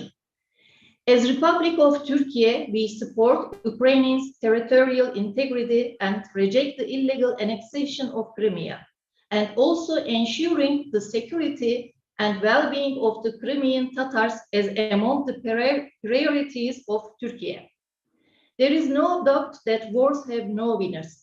On the other hand, civilians and especially vulnerable groups such as women, children, the elderly, and people with disabilities come first among those who lost. This situation caused many people to leave their homes in search of a safe place, and therefore an intense refugee flow to neighboring countries. Ukrainians in search of safety have crossed into primarily neighboring countries. The sudden refugee influx at the borders poses great challenges for both refugees and host countries. Turkey implemented an open door policy and embraced Syrian refugees who had to leave their homes due to the civil war that started in their country in 2011. Currently, more than 4 million Syrians are under temporary protection in our country, and we are hosting the highest number of refugees in the world. Within the framework of our mandate as the Turkish Ombudsman institution, we protect the rights of migrants as well. Therefore, we are responsible for conducting the necessary investigation in order to detect possible violation of rights of migrants and to give recommendation in case of violations. Although our institution takes action upon complaint, we also have the authority to prepare special reports when deemed necessary. In this context, we have prepared and published a special report on Syrians in Turkey. In 2017, we organized an international symposium on migration and refugees with the participation of ombudsmen from 35 countries. On the other hand, migration is an ongoing problem in the world. Refugees try to cross Europe via Aegean Sea. We prepared a report on the pushbacks and human rights violations at the Aegean Sea. Upon the invitation of Ombudsman of Hungary, we paid a visit to Hungary to observe the situation and the services provided to refugees from Ukraine, so that we could share our experiences from Syrian refugees. We visited the borders of Hungary with Romania, some reception centers, and following our observations, we prepared a report. The Republic of Turkey has tried to establish peace and the rule of law by playing an active role in this crisis. The Republic of Turkey has tried to establish peace, as I mentioned. It has been instrumental in reaching 8 million tons of grain to poor countries as a means of an initiative that will play a major role in solving the global food crisis that has been preoccupying the whole world for a long time. Undoubtedly, the refugee problem is the problem of all humanity. It is Ombudsman's responsibility to eliminate the victimization of those who are already victims and to help them as much as possible. As of now, there are around 1,200 unaccompanied minors and their Ukrainian caretakers who took refuge in our country due to the crisis in Ukraine. They have been settled in certain cities in our country and their right to shelter has been guaranteed. The education of these children is provided online from Ukraine. Since the careers of unaccompanied minors are under international protection, the health rights of minors are guaranteed by our government. Based on our experience, the Turkish Ombudsman Institution intends to organize a platform in Istanbul with our Russian and Ukrainian ombudspersons in order to increase the exchange of ideas and dialogue on the difficulties and solution proposals on issues such as unaccompanied minors and family reunification and other issues.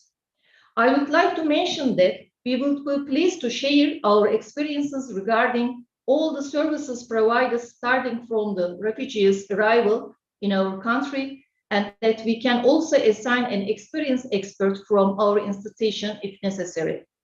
There is no winners of wars. It is humanity. It is the innocent people who suffer. We wish that the war ends at the soonest time. Thank you for your time.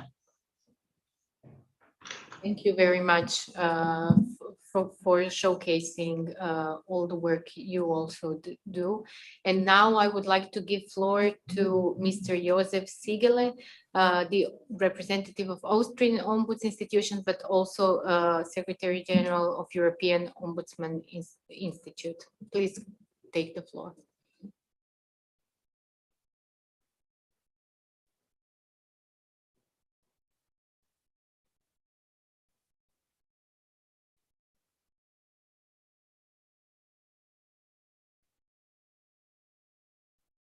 Mr. Siegele, can you hear us? We don't hear you. Your microphone is activated, as we can see, but we cannot hear you, Mr. Siegele. Please try once again with your microphone.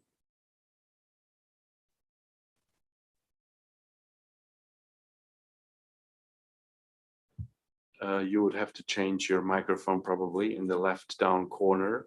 Please press the upper arrow and just select the correct microphone.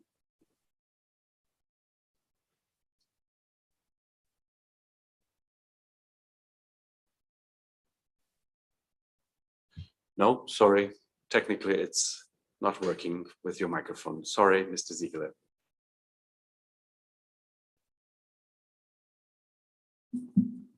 Okay. Is there anybody else who would like to take the floor?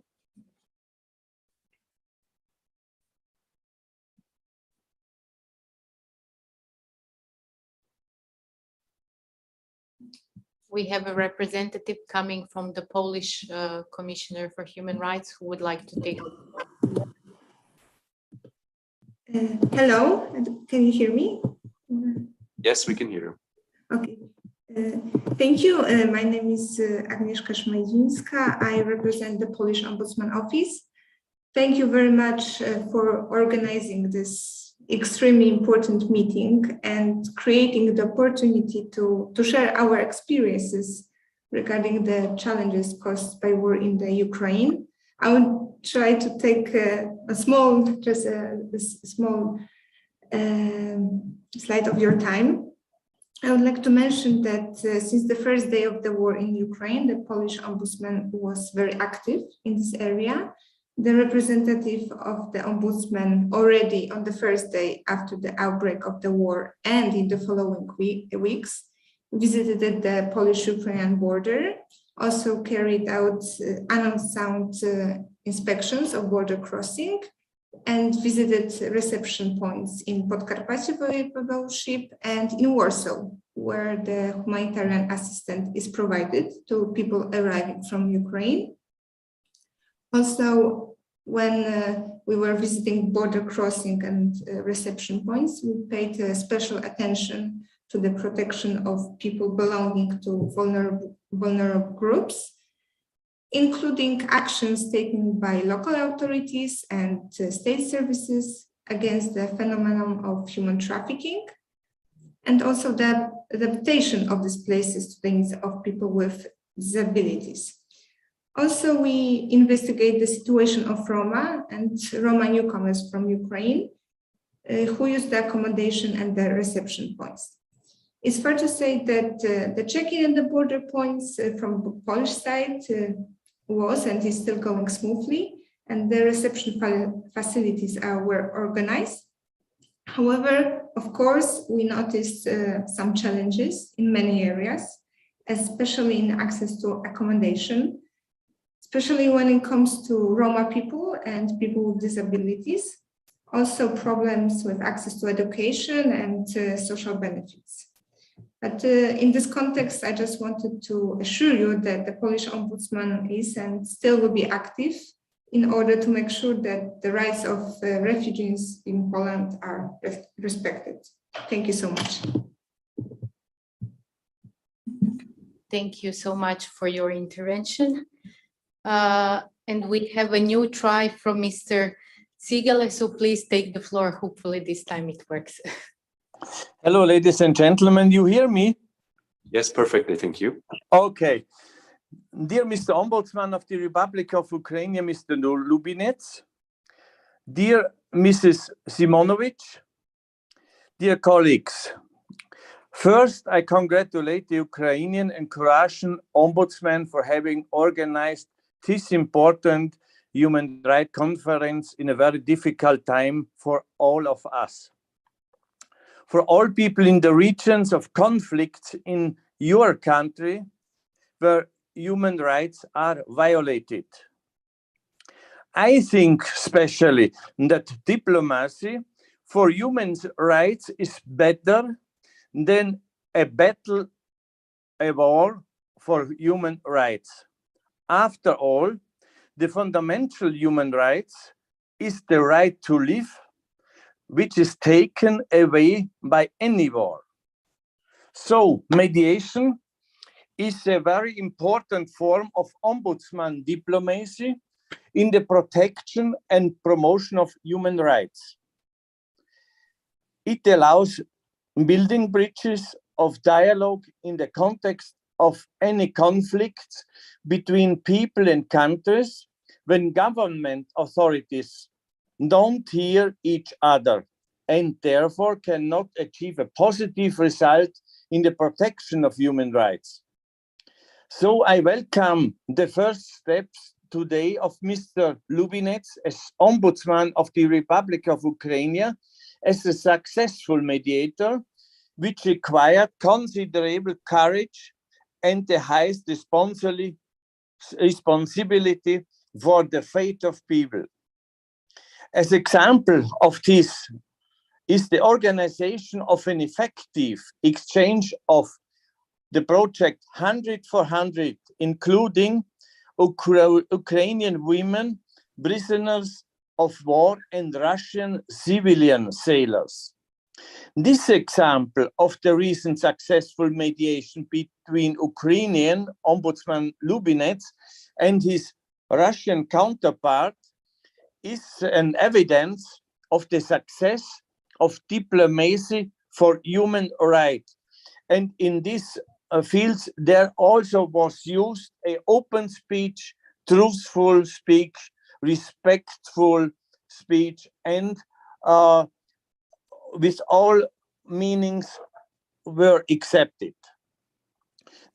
And for this part, also the European Ombudsman Institute is always ready to help strengthen the bridge of mediation between the warring parties and promote diplomacy for human rights. And we should all know human rights have no borders as well in each country in the world.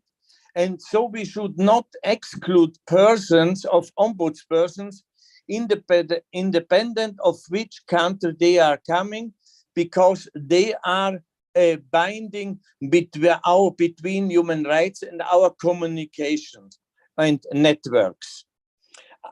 These results of today are very important, and I wish you all in the future also fruitful and successful conferences, and we can also help to organize something if you want. Thank you meanwhile very much. Thank you very much, and thank you for your invitation to further continue with the organization of similar events. As you see, there are no other representatives willing to take the floor, so I would give the floor again back to Ms. Dmytro Lubinets, the Ukrainian Parliament Commissioner for Human Rights, to give us his concluding remark. Thank you very much. I will speak Ukrainian language. Please use the options of translation. В першу чергу я хотів би подякувати вам, шановні колеги, за те, що сьогодні прийняли участь в першій конференції омбудсманів та національних інституцій захисту прав людини в рамках першого парламентського саміту Кримської платформи. Для нас, як для організаторів, і для мене, і для моєї колеги пані Тени, це було дуже важливо, що сьогодні до нас приєднались представники 60 країн, які чітко розуміють, що права людини – це є не тільки основна наша робота як омбудсманів, а це основний напрямок діяльності наших країн. І ми прямо можемо виступити з засудженням дій Російської Федерації.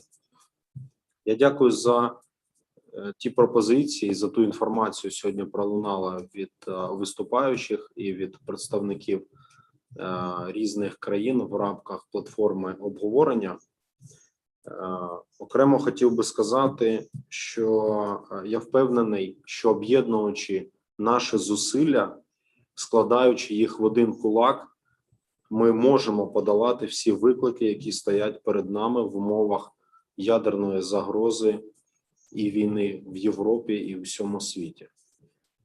І дійсно, коли ми приймали рішення щодо проведення сьогоднішньої конференції, ми виходили з того, що, напевно, прийшов час, щоб саме омбудсмани різних країн підняли на вищий рівень обговорення цього питання, цієї небезпеки, і безпосередньо приймали участь в пошуку механізмів, як і впливу на країну-агресор, так і пошуку нових методів недопущення агресії в світі.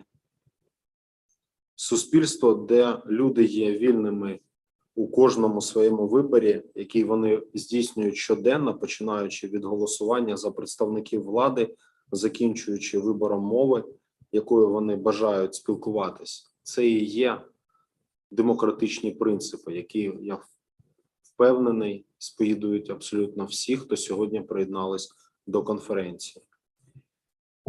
Я можу чітко сказати, що Україна завжди була, є та буде тією країною, де панує свобода та повага до людської гідності.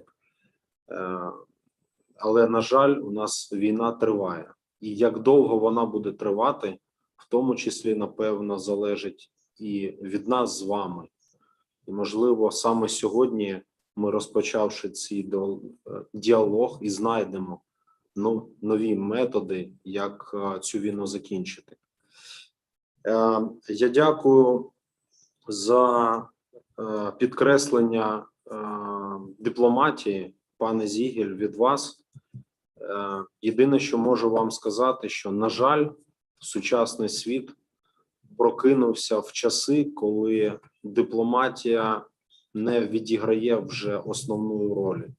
На жаль, країна-агресор показала, що якщо ти маєш армію, якщо ти маєш ядерну зброю, то ти можеш нав'язувати свої правила всьому світу. Бо по-іншому б не сталося так, що одна і та сама країна спочатку окупувала частину Молдови, потім окупувала частину Грузії, придушила намагання країни Ічкерії отримати незалежність, закупувала територію України, а зараз намагається захопити взагалі всю територію нашої держави. І весь цей час дипломатія виявилась недієздатною. І міжнародне гуманітарне право, давайте казати відверто, залишилось гарними словами на папері. І ми живемо в світі, де на агресію треба відповідати агресією. І я впевнений, що саме завдяки Збройним силам України і саме завдяки той підтримці дипломатичній, політичній, військовій, фінансовій, гуманітарній, яку отримує наша держава з боку наших демократичних партнерів, це і саме стало запорукою того, що не виправдався план Путіна за 3 дні окупувати Київ та всю Україну. Ми продовжуємо воювати. Воювати за свою свободу, воювати за міжнародні цінності, і ми це будемо робити разом з вами. Я високо ціную сьогоднішню єдність омбудсманів, яку ми показали під час нашого сьогоднішнього заходу. Я маю честь запросити вас всіх наступного року, в квітні, до України, до міста Києва на святкування 25-річчя з дня створення нашої інституції. А також я щиро запрошую всіх вас в будь-який час за бажанням приїхати до нашої держави. І я дякую нашому колезі Крісу Фільду, який погодився приїхати до території нашої держави і разом відсвяткувати в Києві Міжнародний день захисту прав людини 10 грудня. Вірю, що в цей час, можливо, не просто пишеться історія, а на планеті Земля зароджується нове покоління правозахисників, омбудсманів, державних діячів, для яких права людини не просто слова, а принципи діяльності. І впевнений, що саме через таку нашу спільну позицію наших країн, наших людей, наших громадян колись не так довго залишилось чекати того часу, коли ми з вами будемо святкувати нашу спільну перемогу над спільним ворогом, над світом тиранії, на березі Чорного моря, в українській Ялті, чітко розуміючи, що після цього всі держави повернуть свої території, повернуть гідність своїх народів, і, можливо, саме це не призведе ніколи до появи такого явища, як світова війна з застосуванням ядерної зброї. Дуже дякую і впевнений, що ми свою роботу виконуємо і виконуємо її гідно. Дуже дякую.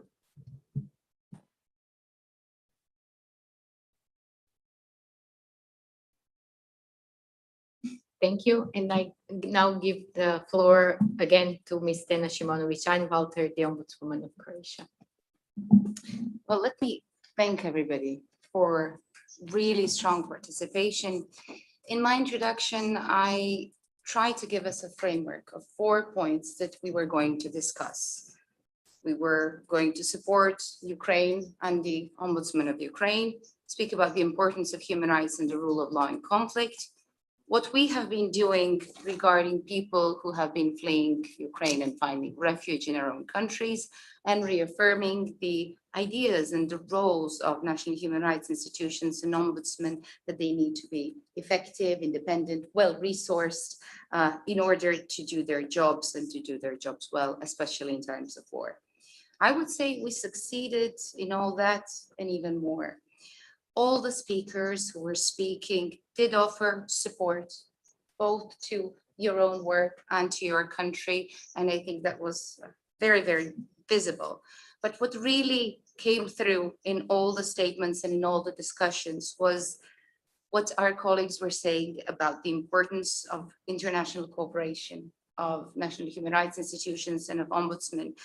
I was really amazed by Chris Field and the statement on behalf of IOI, a very strong statement of support, both regarding the unlawful annexation of Crimea and the unlawful aggression on Ukraine, but also the strong support regarding particularly your institution and him announcing the upcoming visit to Ukraine.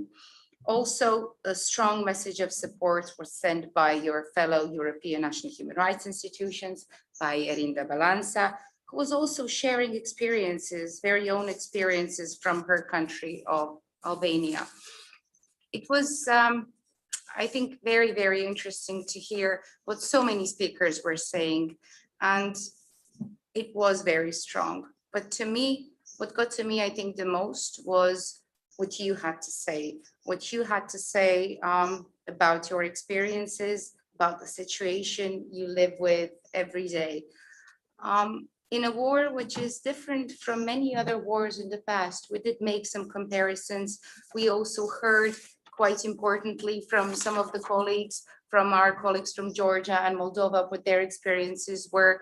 But what we see with this war is also that it's happening in a digital era, with new technologies being used, not only regarding weapons, but also the videos, the news, which are being brought to us real time, make us all so much more involved and witnesses, but also we are all aware of the great misinformation and the threats of misinformation being spread. You showed to me both 2 days ago and today the app which Ukrainians have, where you can see exactly where attacks are happening and the attacks that were happening today as we were speaking. And also technology is what brought us all together today. And I'm at the same time happy we were able to do that. But one thing we should not forget is, like in all wars, there is something very sad and very similar in every war. When you were showing us the numbers, let's never forget that behind all the numbers, there are always brothers, mothers, sisters, and fathers. And when we are speaking about human rights, loss of life is crucially important, and having in mind the context we're speaking about. So let us remain in the spirit of cooperation and support. Let us remain in the spirit of human rights, which we need to fight for, both through diplomacy as well as really doing all we can within our mandates to fight for human rights, to promote, to protect human rights. With that in mind, let me also share with you that the declaration that was sent to you, which will be open for signing for the next year, but which we would like you all to consider signing as quickly as you can, to have the momentum of this moment, will be signed by us today. Also, we take on the very important contributions from the people who were speaking about possible additions. And we would suggest that these are added after the declaration as additional statements by each delegation or each institution that would like to make a separate statement. For instance, like our colleague from Mexico City shared on the importance of local level institutions, because we do not want to exclude local level institutions, which are also protecting human rights. So without further ado, let us sign the declaration and therefore open it. After that, for signatures by all our colleagues.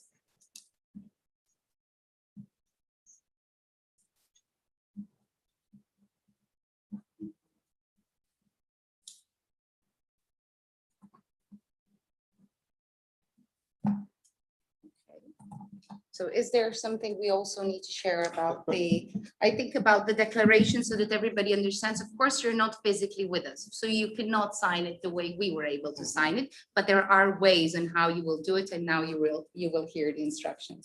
To join the declaration, please send email to to either one or to both of the addresses which are just being sent to you in chat, one going to the Ukrainian institution and one to the Croatian institution, and then we will add them to the declaration. Thank you very much for being with us today, for all of the discussion and for all of the support. Thank you once again. Thank you, everybody, and let's hope we can see each other next time in Ukraine. Yeah, in Kyiv. We're waiting, everyone. Thank you.